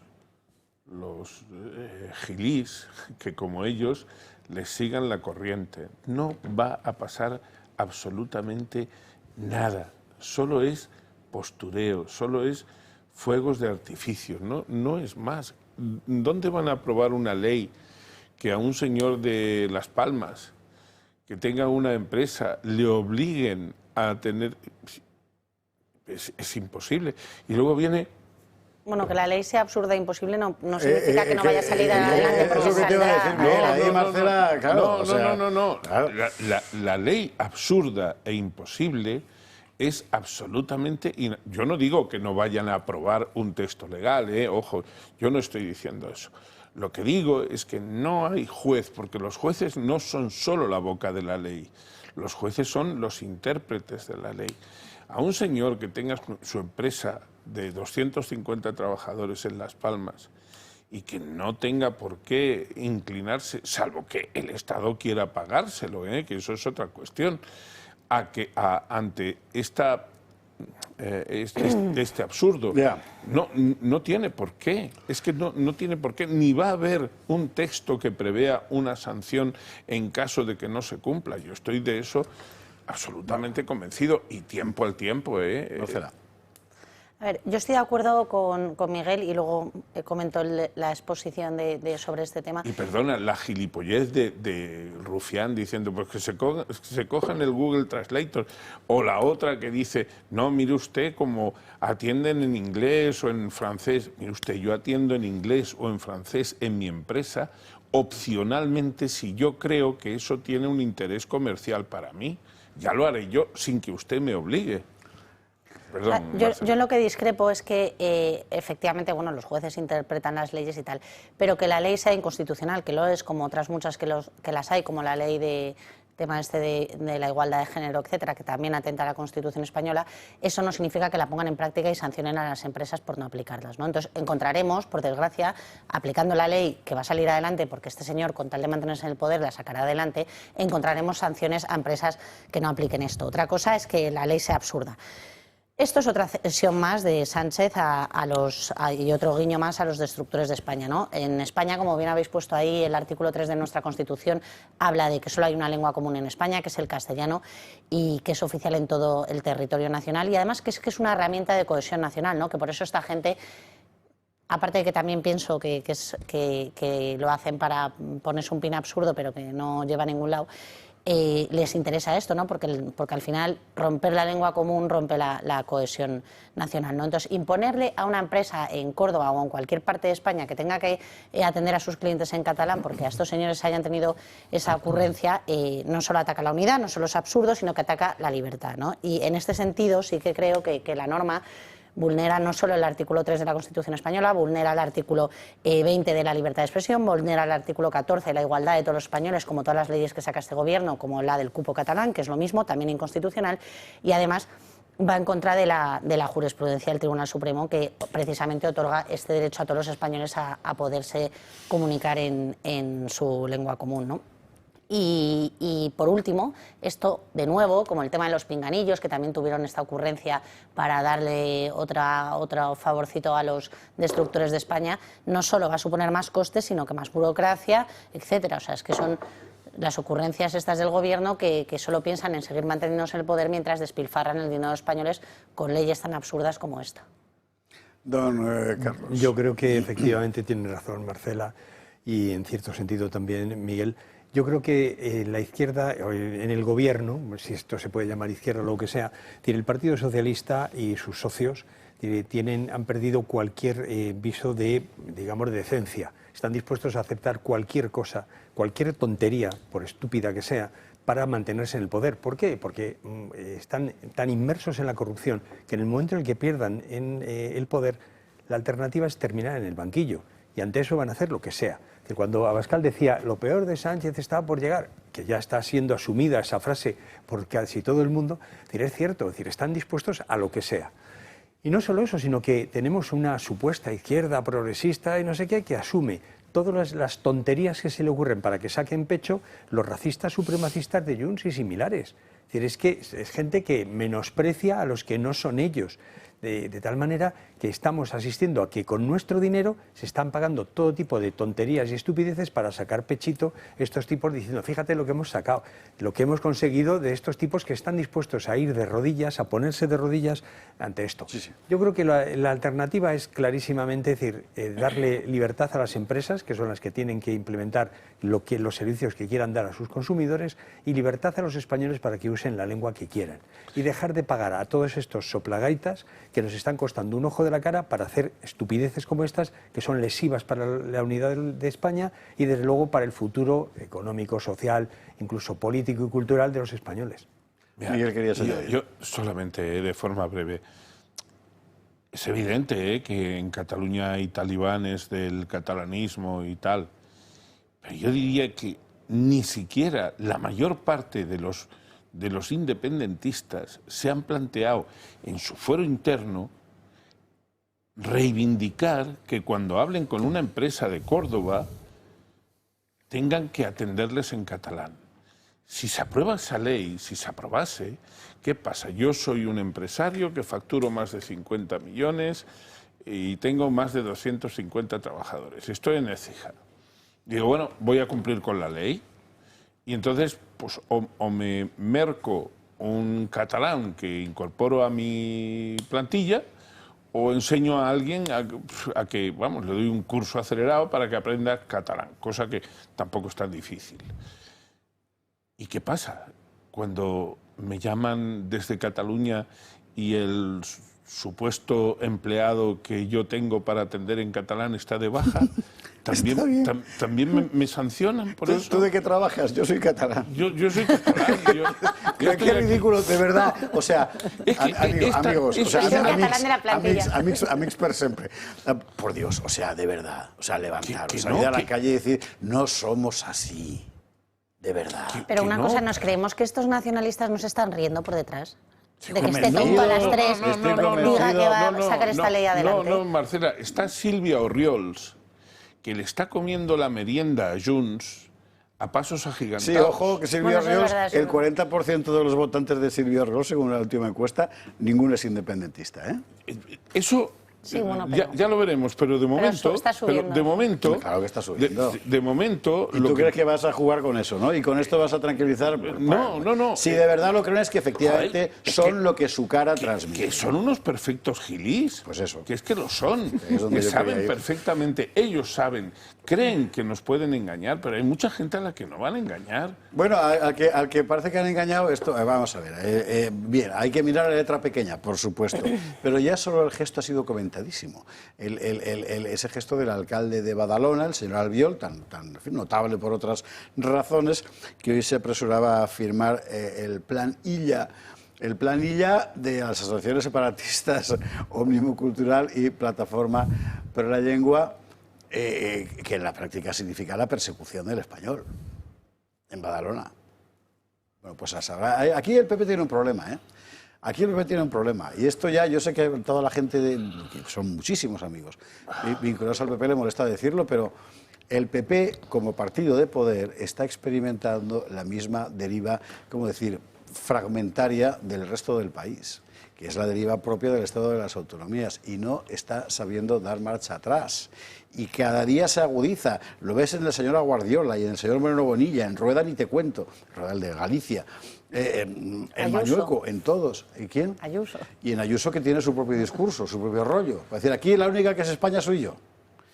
Bueno, y es verdad que en el contexto de los varones del PP ya la única que es España es ella, pero todos los demás están en otra historia. Yo haría la pregunta al revés, ¿dónde no tiene un problema el Partido Popular? Porque ya no es un tema de autonomías, es un tema de criterio, de mensaje, de apoyo, de no apoyo. Critico a Sánchez en una manifestación, pero al día siguiente le doy un balón de oxígeno al Congreso. O sea, no hay en un asunto que no tenga un problema. Don Carlos. Tiene un problema muy serio el Partido Popular, porque Feijóo está quedando como que no está a la altura de los acontecimientos.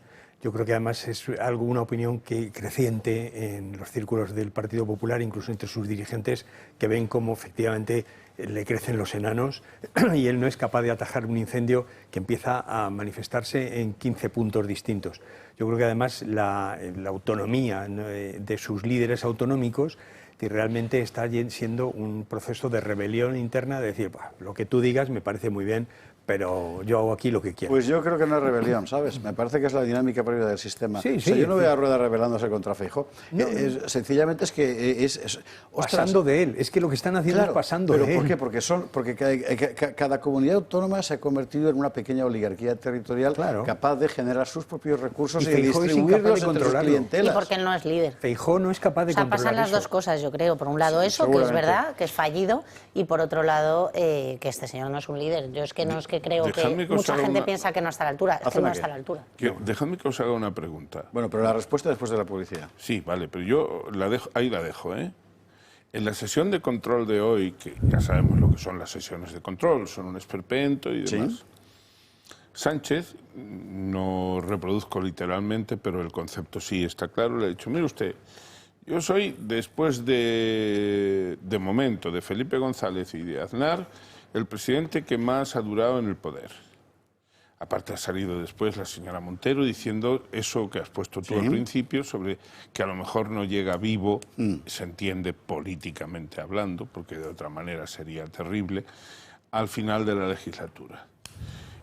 El presidente Sánchez ha dicho, mire, usted es al final el tercer líder político de su partido en este mandato mío. La respuesta de... Eso cala en la gente, ¿eh? Este tipo de discurso en determinada gente, sobre todo en la gente muy del PSOE, eso cala. ¿Ha sido potente la respuesta de Feijóo a todo eso? Que yo sepa, no. De lo que ha dicho Feijóo ha sido que lo de Gaza le parece muy mal. Bueno, ya. Cosa comprensible. Estupendo, sí, a mí también me parece mal. ¿Pero oportuna? Pues no. Lo vamos a ver inmediatamente después de la publi, porque yo creo que Marcela y Carlos querrían responder a tu pregunta y ya les estoy viendo que nos van a dar las 12. Así que vamos a la publicidad y a la vuelta que respondan y vemos lo de las Cortes. Hasta ahora mismo. 23 y 11, 22 y 11 en Canarias, vamos a las Cortes. Bueno, en realidad a las Cortes vamos a ir un poquito más tarde, porque lo que ha pasado hoy en las Cortes en relativo a la cuestión de Israel tiene un valor limitado, porque ha sido fundamentalmente propaganda. Aquí la cuestión clave de política nacional era la cuestión del embargo de armas a Israel por parte del gobierno español, y no. Natalia Fernández nos lo cuenta. Fue el pasado 8 de septiembre cuando el presidente del gobierno anunciaba un nuevo paquete de medidas para apoyar al pueblo palestino, entre ellas una clave: la aprobación urgente de un Real Decreto Ley que consolide jurídicamente el embargo de armas a Israel. Un carácter urgente que, sin embargo, podría seguir retrasándose porque el gobierno dice tener voluntad, pero también una gran complejidad técnica. El motivo sería que el decreto ley anunciado por Sánchez afectaría a varias leyes y acuerdos internacionales que harían tambalear al gobierno español a nivel internacional. Tras su ausencia en el Consejo de Ministros de esta semana, la portavoz del Gobierno lo posponía, sin certeza absoluta, a la próxima semana. Las cosas, evidentemente, hay que hacerlas bien. Es un Real Decreto complejo también en su redacción y, desde luego, la voluntad es, si no ha podido ser en este Consejo de Ministros, es traerlo lo antes posible, es decir, la semana que viene. Pero por favor, ninguna duda.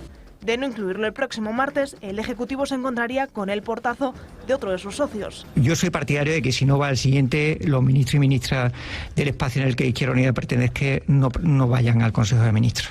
Porque desde Izquierda Unida no tienen duda. Desde luego no entendemos que ese decreto no haya salido ya. Es urgente que salga, hay un compromiso claro. Nosotros hemos ofrecido todo tipo de apoyo técnico para solventar esos problemas y si hubiera discrepancias entre ministerios, pues tienen que solucionarse ya. Una presión que recae directamente sobre los de Pedro Sánchez, que a estas horas los ministerios de Economía, Defensa y Hacienda no encuentran un encaje legal al decreto estrella que Pedro Sánchez anunciaba hace apenas 10 días. Como dice Perico Delgado, que está a cumbre estos días en X, después de lo que le pasó en la vuelta, el embargo no, pero lo de Eurovisión sí. O sea que resulta que es más peligroso el Eurovisión y las competiciones deportivas, que forma parte también del paquete anunciado por el gobierno, que la venta de armas. En fin, lo de Eurovisión y otras cosas. Bueno, ahí sí que parece que están ya lanzados. Habrá que ver también luego cómo se hace. Quiero decir, hay competiciones como el baloncesto, lo decía Feijóo, que tiene toda la razón del mundo. Bueno, le he dicho básquet, pero en fin, pues en Israel, ¿qué haces? Digo yo, no sé. Bueno, vamos a ver este asunto, nos lo cuenta Gaby Serrano, el tema de Eurovisión y demás, y luego seguimos avanzando. La televisión pública al servicio del gobierno ha tomado una decisión. España se retirará de Eurovisión si Israel continúa en el certamen. Posiblemente la elección haya sido del Ejecutivo, aunque digan lo contrario. Pero eso lo decide Radio Televisión Española, no lo decidimos aquí. Así ha defendido el movimiento el presidente del ente público. Y en este momento consideramos que es imprescindible dar un paso al frente para denunciar lo que está pasando en Gaza y hacer, en aquella pequeña parte que podemos hacer, un gesto, una señal para llamar la atención también del resto de televisiones que forman parte de la UER. Pachi López ha hablado al respecto y ha dejado caer que pueden verse involucrados otros eventos deportivos. Acabo de decir que nosotros lo que estamos haciendo en este momento, luego ya valoraremos, pero en este momento lo que estamos haciendo es instar.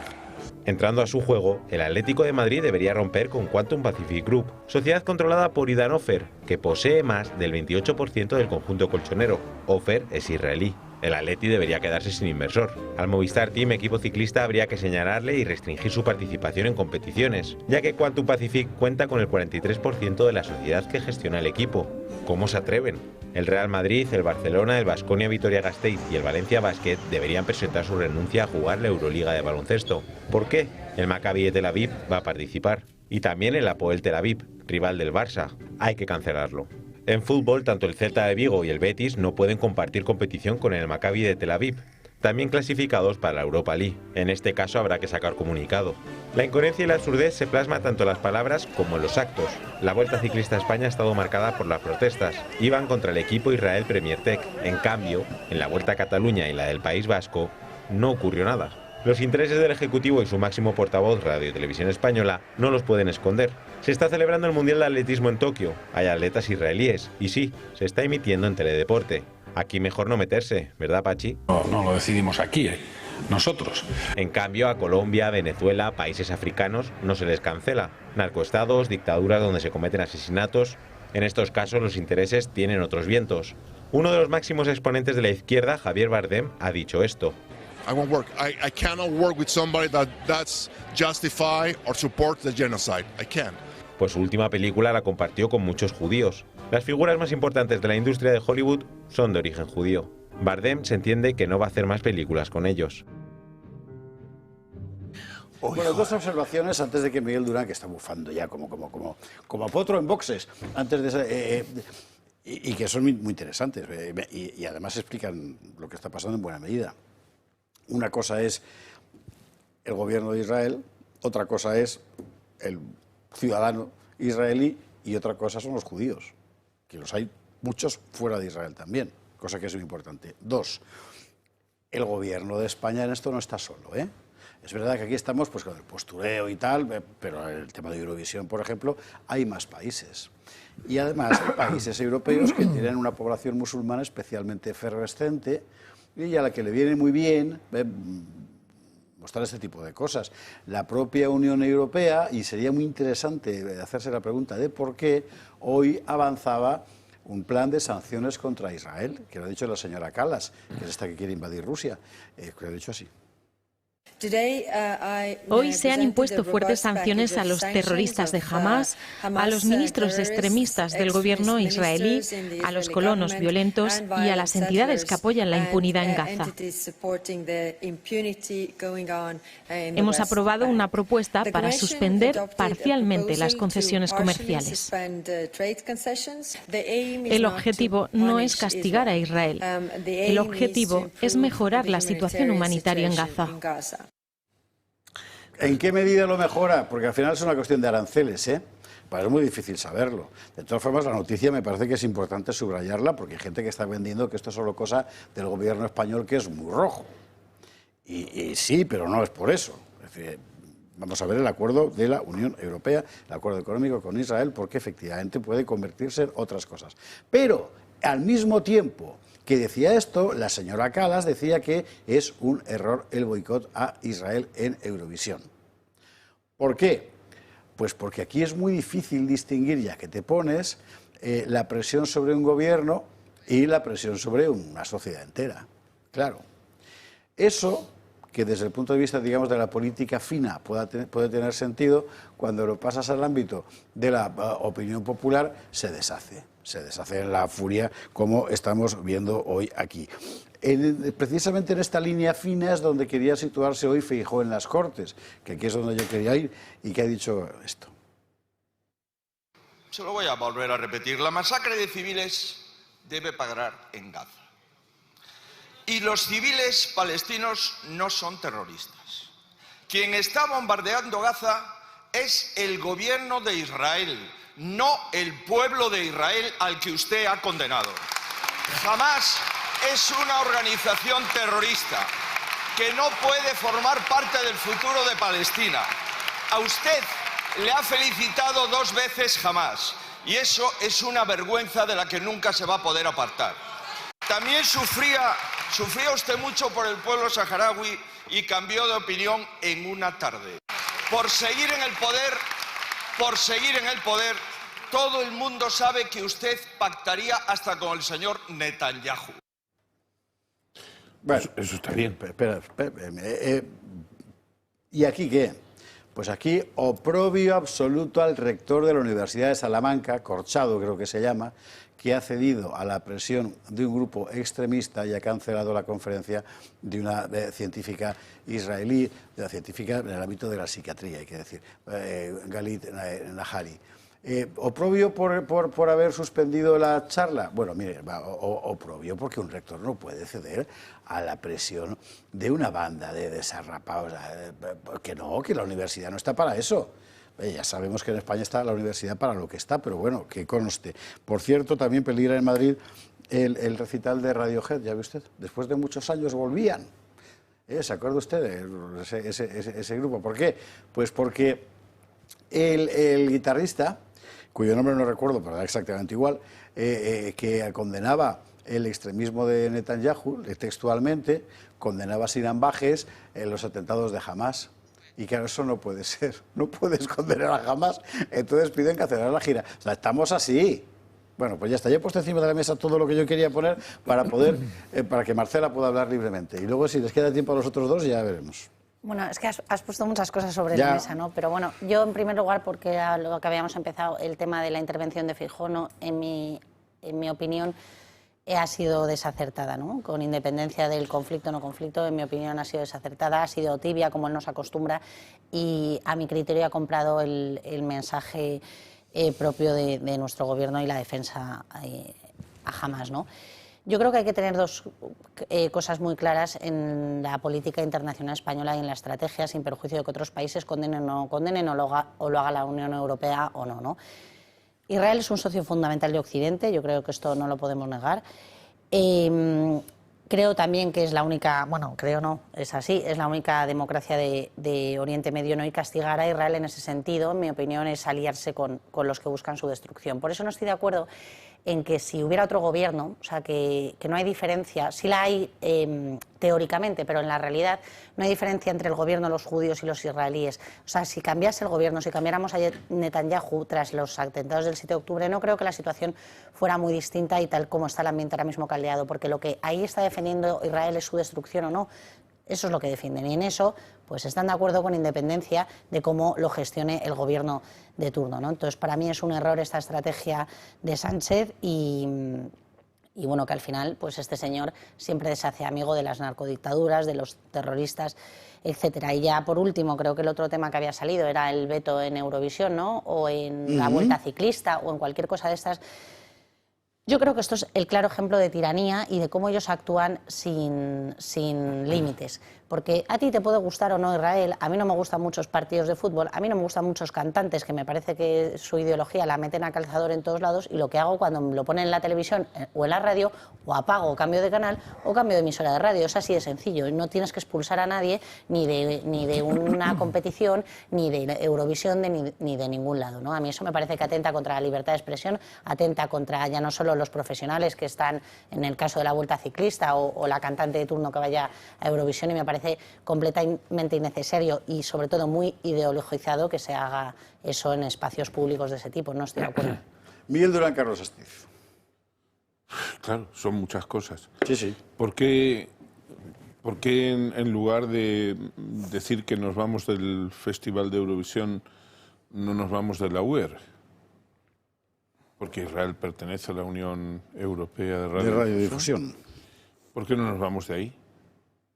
¿Por qué no le decimos, aparte de lo que se ha dicho del Atleti de Madrid, del Betis, del Barça, del Real Madrid, etcétera, por qué no le decimos al pueblo español que España no va a participar en el Mundial si Israel se clasifica, en el Mundial de fútbol, quiero decir? Sí.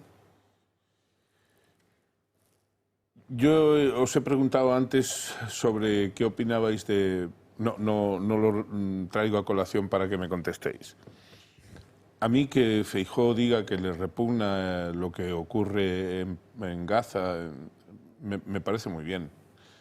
Pero yo me remito a lo que antes he alabado de la intervención inicial de nuestro director. Yo quiero un presidente que hable de los problemas que hay en España, que son muchos y no resueltos. ¿Por qué me tiene que importar, puestos ya a apurar un poco la cuestión, por qué me tiene que importar los miles de muertos que hay en Gaza más que los muchos más miles de muertos que hay en África, por ejemplo? ¿Por qué me tiene que importar más? ¿Porque el señor Sánchez ha decidido eso?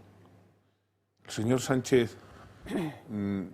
Lo que más me fastidia a mí, por no emplear otra palabra, es que este tío tiene la capacidad de poner el foco donde le da la gana y hay un montón de borregos que seguimos o siguen ese foco. Ya sé que no se puede eludir la actualidad, ya lo sé, ¿eh? No, empiezo por la autocrítica, porque yo estoy hablando de él. Pero me fastidia mucho, porque es un trilero y lo sabemos, y no somos capaces de sustraernos al juego del trile. Don Carlos. Yo creo que sí somos capaces de sustraernos. Es decir, no, diciendo lo que estamos diciendo, sí, estamos tratando de sustraernos, vale. Carlos. Lo que yo quiero decir es que en los 4 días, o en las 2 últimas semanas, joder, es que solo se habla del boicot a la Vuelta Ciclista. Bueno, yo no quiero hablar de eso solamente. O sea, yo realmente de lo que quiero hablar es de hasta qué punto... Es decir, le están tomando el pelo el gobierno, el PSOE, los partidos de la coalición de gobierno están tomando el pelo a sus propios simpatizantes, a sus propios votantes, cuando realmente están diciendo que van a boicotear no sé qué, que van a boicotear no sé cuántos, es decir, como una cortina de humo para tapar su corrupción, y en este sentido yo creo que la inmensa mayoría de la población española lo ve con claridad. Y luego todas las medidas que están tomando, es decir, son tan falsas, son tan tomaduras de pelo como la de la flotilla, ¿no? Es decir, una flotilla que está de vacaciones, que está llevando, no sé qué estará llevando de ayuda a Gaza, pero desde luego serán juguetes, porque si hay algún material importante sería perecedero y lo están tardando tanto que se les llegará podrido, ¿no? Yo creo que en este sentido, es decir, las tragaderas de esos supuestos votantes y simpatizantes de esta situación que quieran ayudar a Gaza no pueden confiar en modo alguno ni en el gobierno ni en los partidos que respaldan a ese gobierno, porque realmente lo único que hacen es tomarles el pelo, decir que van a hacer una cosa, y el embargo de armas es una evidencia, es decir, tú de manera urgente, dramática y tal, voy a hacer el embargo de armas, y resulta que no lo puede hacer, que no lo hace, que han pasado 15 días y sigue sin hacerlo. Decir, hombre, usted me está tomando el pelo, y yo creo que justamente hay tantos crédulos porque hay toda una red de medios de comunicación que habéis mencionado antes, absolutamente comprados, vendidos a las mentiras que diga el gobierno, porque su supervivencia económica y la de sus accionistas depende de eso, depende de haberse vendido a un gobierno que realmente nos está tomando el pelo a todos y quiere que hablemos de estas cosas en lugar de hablar del desastre al que está llevando España, ¿no? Ergo, estamos de acuerdo, Carlos. Sí. Pues como estamos de acuerdo, vamos a hacer exactamente honor a esta concordia nuestra. Y no vamos a ver lo que le ha dicho Figaredo hoy al gobierno. Es que ese es el tema. Hay que decir una cosa. Esa me importa, sí. Hay que decir una cosa, que tanto el PP como Vox en las Cortes hoy han hablado lo mínimo del asunto con el que el gobierno efectivamente pretende entretener a toda la opinión pública española, y han ido a lo que de verdad está pasando en el país. Bueno, lo último que conocemos, como usted sabe, es la misteriosa vida de David Sánchez, alias Azagra, en el Palacio de la Moncloa. Ahora andan diciendo que alguno al pasar por allí oía como una especie de bufido extraño, horrísono, y que era la trompeta de David, y que eso ya era un indicio, pero claro, cualquiera se iba a imaginar, pues igual eso. El asunto es que Figaredo, bueno, nos lo cuenta Gloria Sacristán. Claro y conciso. El diputado de Vox, José María Figaredo, ha preguntado a María Jesús Montero si sabía que el hermano de Sánchez vivía en la Moncloa a pesar de cotizar en Portugal. ¿Sabía usted, como ministra de Hacienda, que el hermano de Pedro Sánchez vivía en la Moncloa a pesar de cotizar y pagar sus impuestos en Portugal y cobrar un sueldo público de Badajoz? Una pregunta que la vicepresidenta del Gobierno ha evitado contestar. En su turno de réplica, Montero ha preferido cargar contra los de Abascal. ¿Sabe quién es responsable de la vivienda en este país? Las comunidades autónomas. Si Vox gobierna con el PP en la mayoría del territorio, Vox es responsable del discurso del señor Figaredo. Desde Moncloa aún no han dado explicaciones y todo indica que no las van a dar. El equipo de Sánchez asegura que la Moncloa es la residencia familiar del presidente y que, por lo tanto, no tienen que dar explicaciones de quién se aloja allí. Según el debate, el hermano de Sánchez y su mujer vivieron unos 6 meses en la sede de la presidencia del Gobierno y durante todo ese tiempo Azagra simulaba vivir en Portugal para pagar menos impuestos. El matrimonio disfrutaba de los servicios, la manutención y la seguridad que ofrece la residencia oficial del presidente del Gobierno.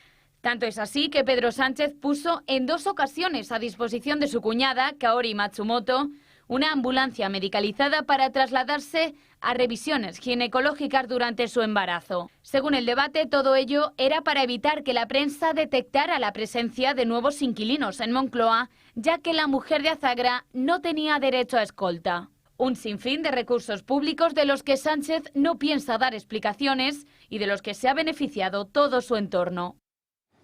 El cortijo. El cortijo del señorito. Y vosotros manifestándoos ahí, todos los borrocos, la rojambre, la estrella roja y no sé qué, por esta gente. Es que no podéis ser más tontos. Bueno, sí podéis ser más tontos. Pero en fin, Carlos Astiz. A ver, yo es que creo que no tenemos un gobierno, tenemos una mafia corrupta que está utilizando todos los resortes del Estado, todos los recursos del Estado, como le viene en gana. Y además no solo eso, sino que nos lo pasea por los morros y se niega a dar explicaciones. Porque el problema principal que tenemos no es que haya unos sinvergüenzas en el gobierno, no es que tengamos unos ladrones con la categoría de gabinete, sino que tenemos un Estado con una Constitución y unas leyes y un sistema judicial que no tiene recursos suficientes como para enfrentar esta corrupción, que no tiene la capacidad de deshacer todo este entramado corrupto sin que, no sé, sin que pase algo.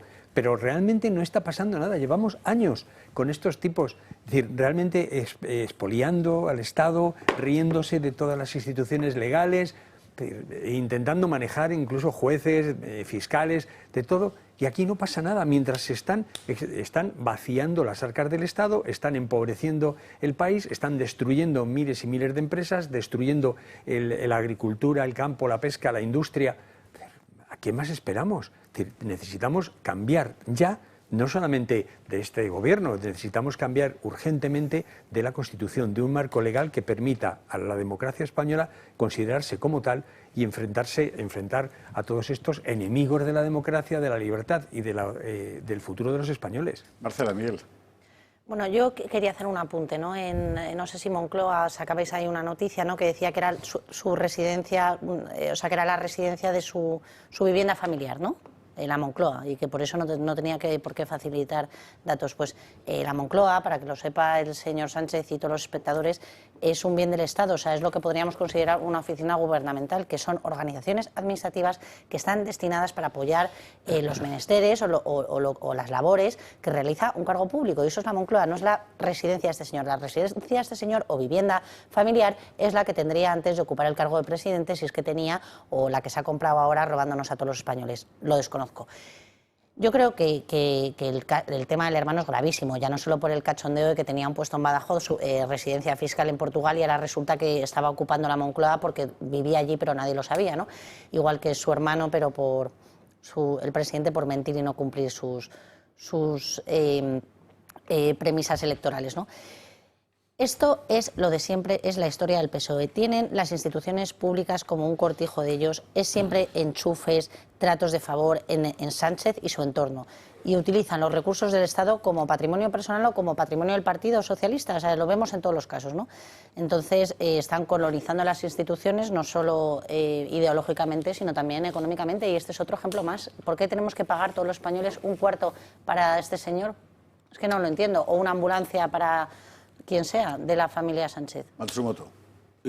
Sí. Matsumoto. Esa, la cuñada, ¿no? Matsumoto. Sí. Tú, Marcela, no puedes acordarte porque... Soy insultantemente joven. Sí, es que a los hechos que yo me voy a referir empezaron a ocurrir antes de que tú nacieras. Yo... Sin embargo, Carlos y José Javier... A ver si nos vas a contar una historia de la prehistoria o algo, Miguel. No, tampoco están para allá. También, porque seguramente, aunque no lo vivieras, algo habrás leído de eso. Yo me pregunto, ¿qué podría estar preguntándose en este momento Juan Guerra, al que este país se le echó absolutamente encima, y el propio Alfonso Guerra, ¿qué debe estar pensando si realmente compara... lo suyo con esto? Sí. Somos unos aficionados. Eran unos aficionados, porque al fin y al cabo sí que es verdad que el hermano de Alfonso Guerra parece que quedó probado que tenía un chiringuito allí en el Palacio Presidencial, en San Telmo, lo que fuera. De reparto de favores públicos. Sí. Bueno, estaba pensando, si no hubiéramos empezado nosotros, quizás estos no habrían llegado tan lejos. Claro, yo creo que están pensando eso. Claro. Puede ser, pero eso ya es elucubrar, yo no me meto ahí. Simplemente digo, ¿cómo es posible que sin embargo de todo esto, y lo digo por lo que hablábamos antes, por lo menos en mi anterior intervención, ¿cómo es posible que a pesar de todo esto, las encuestas le sigan dando al PSOE 100 o 105 diputados. ¿Cómo es posible? ¿Todo eso? Ah, pues todo. Pero no sabes lo que te voy a contar ahora. No, ¿Sabe lo del voto tribal ya lo sé. No, que va. O sea, ¿sabe usted que nadie conoce a Aldama dentro del gobierno? Nadie. Un señor que de repente ha emergido de la nada, ¿verdad? Bueno, han salido las fotografías de la fiesta de cumpleaños de Ábalos, donde estuvieron todos con Aldama. Es increíble, todos. Lo vemos. Vamos al cumpleaños. Venga, a la fiesta de Blas. Vamos a ver. La exmujer de Ábalos, Carolina Perles, ha vuelto a sentarse en un plató de televisión y de nuevo ha dado detalles de la vida secreta que llevaba el exministro. Ha puesto el foco sobre todo en la fiesta de los 60 cumpleaños de José Luis Ábalos. Tenía por costumbre y tengo celebrar los cumpleaños a mi familia, sobre todo a José. No era la primera vez que le hacía una fiesta sorpresa. Unos días antes le traslado a Coldo que quiero invitar a la gente y que quiero buscar un sitio donde yo pueda organizarlo. Y él dice, no, lo vamos a hacer en otro sitio que también se va a cerrar para nosotros, que es de un amigo, y era el restaurante de Aldama. Una fiesta celebrada en un restaurante propiedad de Víctor de Aldama, lo que demuestra el poder que tenía el comisionista. Por ese espacio no se cobra y por la comida no se cobra absolutamente nada. El cumpleaños discurre normal. A la celebración acudió también la plana mayor del PSOE y el propio Pedro Sánchez. Félix Bolaños, Fernando Grande Marlaska, María Jesús Montero y a la izquierda, casi tapado, el presidente Pedro Sánchez. Algo que los deja en evidencia al haber negado en múltiples ocasiones conocer a Víctor de Aldama. ¿Víctor de Aldama se ha reunido alguna vez? No me he reunido nunca, ni creo que haya cruzado la mirada con él en mi vida. O sea, que no le conoce. No le conozco. Yo a este hombre, credibilidad ninguna. Nunca, jamás he tenido ningún tipo de reunión, ni presencial, ni por videoconferencia, ni telefónica, con el señor Víctor de Aldama, a quien no conozco. También han salido a la luz más detalles del rescate de la aerolínea Plus Ultra. Y entre los lobistas señalan al entorno de José Luis Rodríguez Zapatero y la consultora Acento. Al ministro no le gustaba nada Zapatero, nada es nada. No le gustaba que fuera a pedirle favores, no le gustaba que fuera a presionarle con Plus Ultra, pero por algo tenía mucho interés en que Plus Ultra saliera adelante. Sobre la mesa se ha puesto de nuevo el dinero de José Luis Ábalos. Respecto al pasaporte, yo lo único que digo cuando se me pregunta que dónde está el dinero de José Luis, pienso pues si se lo gastará viajando. Excelente vídeo de Gloria Sacristán. O sea, es esto, ¿eh? Bueno, tenéis un minuto por Bárbara, porque precisamente de Zapatero hay que hablar también, pero en relación con otro asunto que es el de Huawei.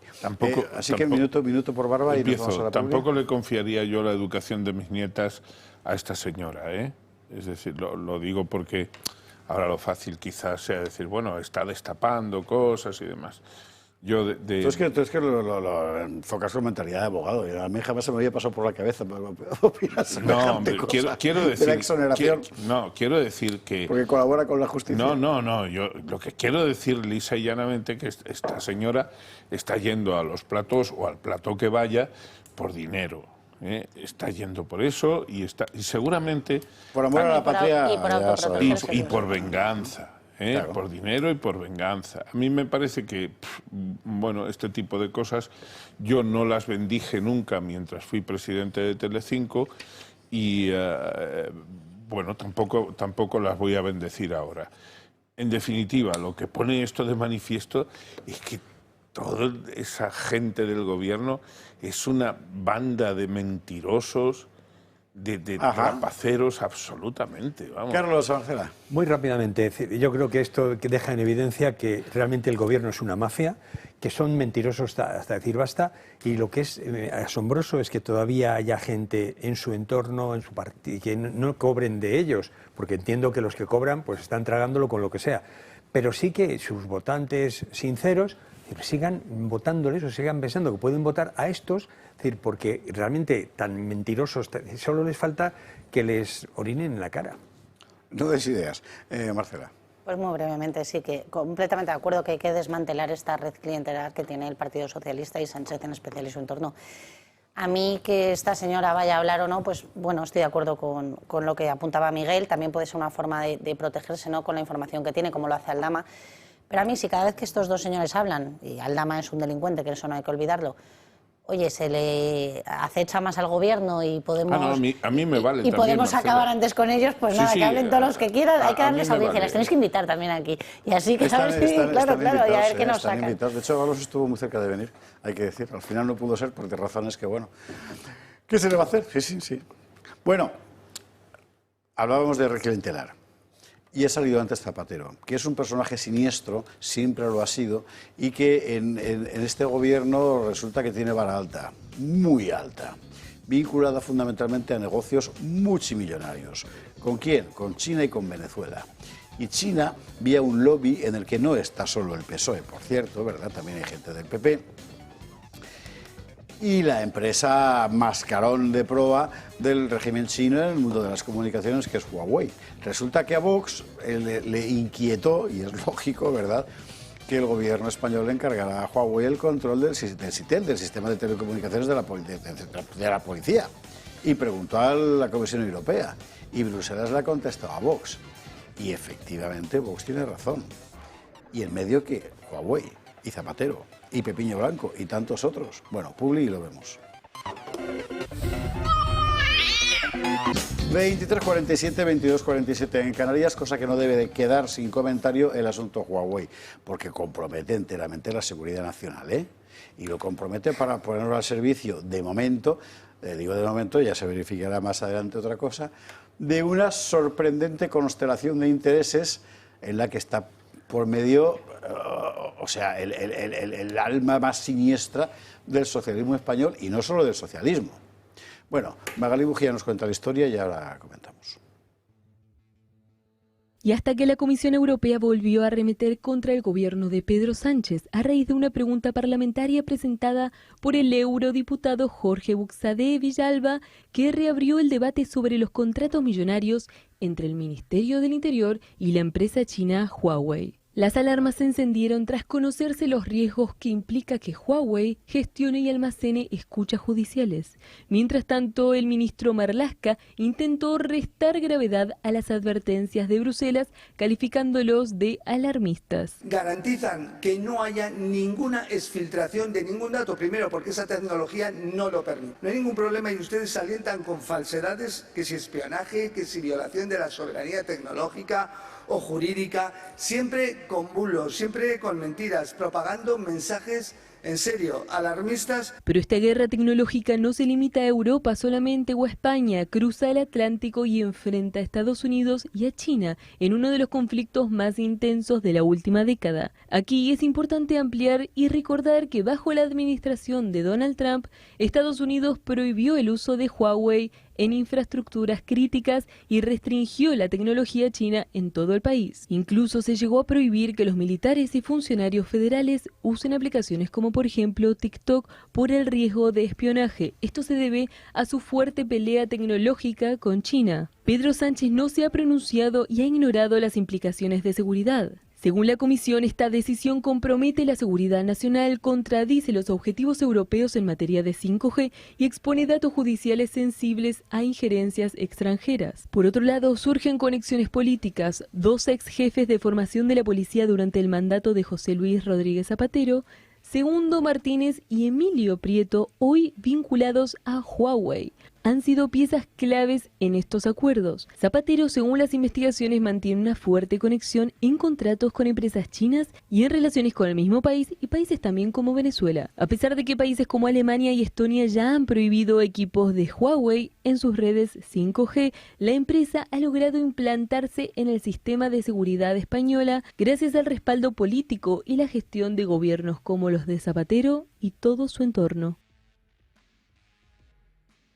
¿Sabe usted qué pasa? Que Huawei, por ley china, está obligada a dar al gobierno chino toda información que el gobierno le requiera.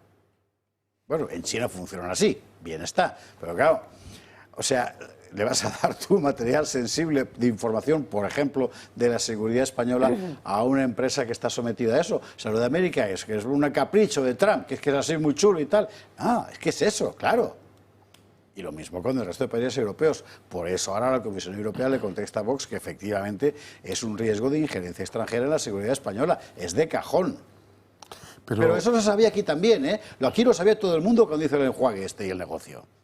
Señores, quedan 2 minutos por favor. Yo con mucha brevedad, esto está ocurriendo en España cuando Trump, la administración Trump, está haciendo morder el polvo a China con el tema de TikTok, en un acuerdo muy reciente, que está todavía pendiente de acabarse, de finalizarse, conseguido precisamente aquí en Madrid, mediante el cual China renuncia a tener hegemonía sobre TikTok en el territorio americano.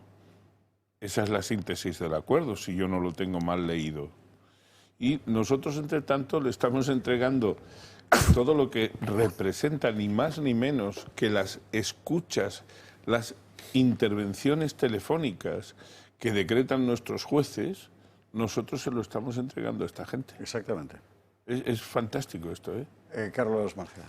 Vamos a ver, el día que en España haya una democracia y una justicia digna de tal nombre, Zapatero tendrá que ser investigado a fondo, desde el 11M hasta todo el expolio que ha sufrido España en estos años, porque realmente el origen del deterioro de estas instituciones que empieza en él, es decir, un deterioro de instituciones que está convirtiendo a España en un país como si fuese en Venezuela, es decir, a Sánchez en Maduro y a los españoles en cubanos. Y eso es una cuestión que empieza precisamente con Zapatero, y Zapatero es ese hilo que está enlazando todas estas tramas que nos están expoliando, y creo que debería terminar ante un juez. Marcela, ¿cómo lo ves? Totalmente de acuerdo, muy poco que añadir. Yo también pienso que Zapatero es el germen de todo lo que está ocurriendo ahora y ha sido terrorífico para España, y muy en especialmente, que se le olvida a mucha gente con el 11M, completamente de acuerdo, que por cierto ya está prescrito porque lo han dejado prescribir. A mí esto me parece un riesgo para la seguridad española, como bien apuntabais, pero no solo es que lo haya preguntado Vox y haya salido a la luz por esto, sino que es que ya la Unión Europea lo venía advirtiendo en distintos informes sobre estas actividades de riesgos, no solo en Huawei, sino también en ZTE, y el gobierno lo ha ignorado completamente, ¿no?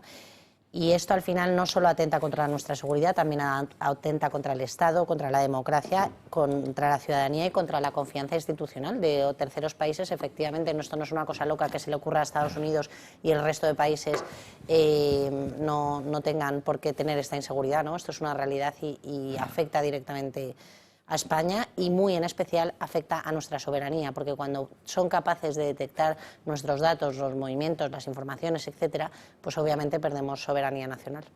Yo apunté la semana pasada, y pues estoy seguro de que no fui el único, que la administración Trump le está poniendo ya cerco al señor Rodríguez Zapatero y a su entorno.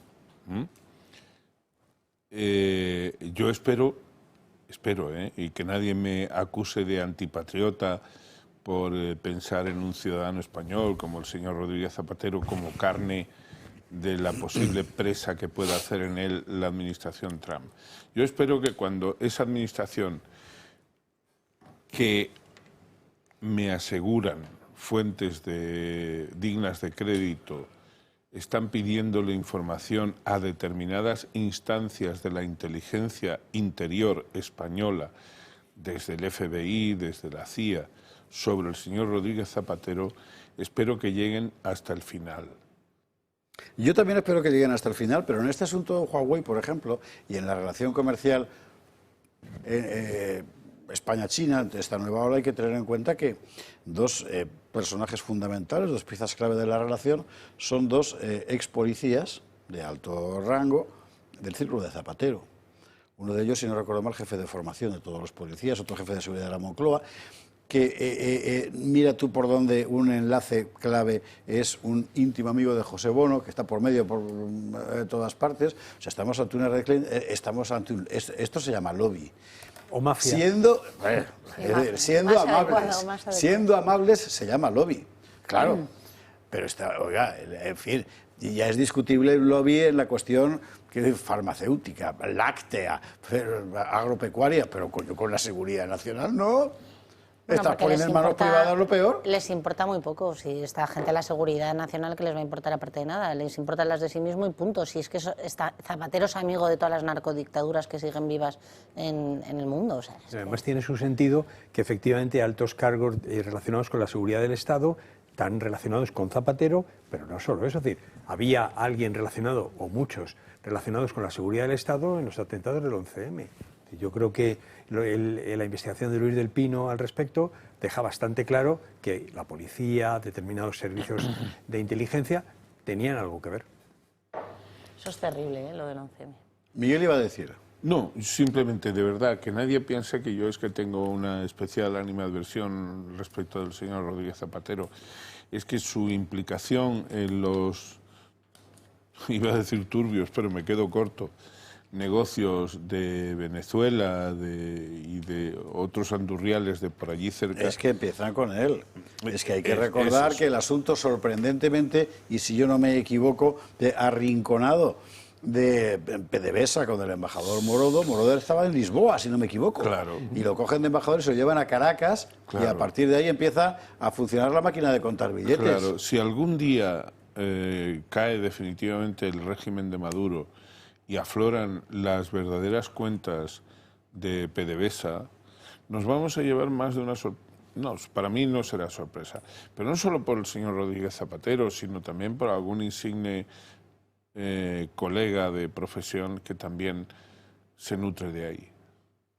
Y si además de Venezuela cae también el entramado en España y logramos tener tribunales libres, investigadores libres, sí, claro. Y empezamos a tener realmente justicia. Sí. Sí. También si nosotros somos capaces de quitarnos este lastre ominoso de antidemocracia que nos está generando el gobierno Sánchez. El problema del caso del 11M relacionado con la justicia es que vino de los dos partidos, del que caía y del que quería entrar. Ese es el problema que pasó con ese, jurídicamente hablo, en el proceso, en el juicio, en las pruebas que se destruyeron. Eso se permite por el gobierno anterior y se continúa por el que entra de forma golpista, porque eso fue un golpe. Y políticamente hablando, Marcela, también vino del enorme error de José María Aznar y de la gente de su gobierno que le siguió, pues como se hace el seguidismo habitualmente al líder, ¿no? Es decir, si José María Aznar no hubiera cometido ese error, posiblemente nos habríamos ahorrado 7 años. ¿Cuál de todos? Uy, muchos. ¿En cuál de los errores estás pensando? De entrada, cebarse en que eso era ETA cuando tenía medios para saber que no era ETA. Y en segundo... bueno, bien, vale. Sí, dar la opción de que tal. Y en segundo lugar, ese tema nos llevaría mucho más del tiempo que nos queda. Sí, porque nos queda un minuto. En segundo lugar, si apuramos ya la frenada, en no haber cogido el toro por los cuernos y haber suspendido la convocatoria electoral. España no estaba en condiciones de votar en libertad, mejor dicho, con la suficiente tranquilidad como para votar aquel domingo que se votó. Bueno, lo último es que Zapatero está presionando, al parecer, para buscarle a Maduro una salida bien mullida económicamente y poner en su lugar a Delcy Rodríguez. Es lo que se está contando. Una corrección tengo que hacer, a cada cual lo suyo. Me escriben de Liberum para decirme que los que empezaron con las vacunas, el tema fueron ellos. Justicia Europa entonces ni existía y luego en realidad es más una formación de carácter político que otra cosa. Así que quede dicho, efectivamente fue Liberum, usted lo sabe porque por aquí han pasado desde el principio a contárnoslo y nunca encomiaremos suficiente el trabajo que siguen haciendo en todas partes, también en las instituciones europeas. 40 segundos quedan. Carlos Astiz, muchísimas gracias por estar aquí. Muchas Buenas gracias. noches. Don Miguel Durán. Hasta más ver. Hasta más ver, efectivamente. Por mi parte, quiero decir. Marcela Regía. Aunque en ese caso voy a tardar en venir. Marcela Regía, muchísimas gracias. Igualmente, gracias. Muy buenas noches, gracias a todos y gracias a ustedes por estar ahí.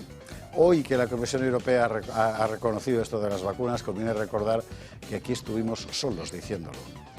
Gracias a usted, gracias al club, seguimos aquí. Buenas noches.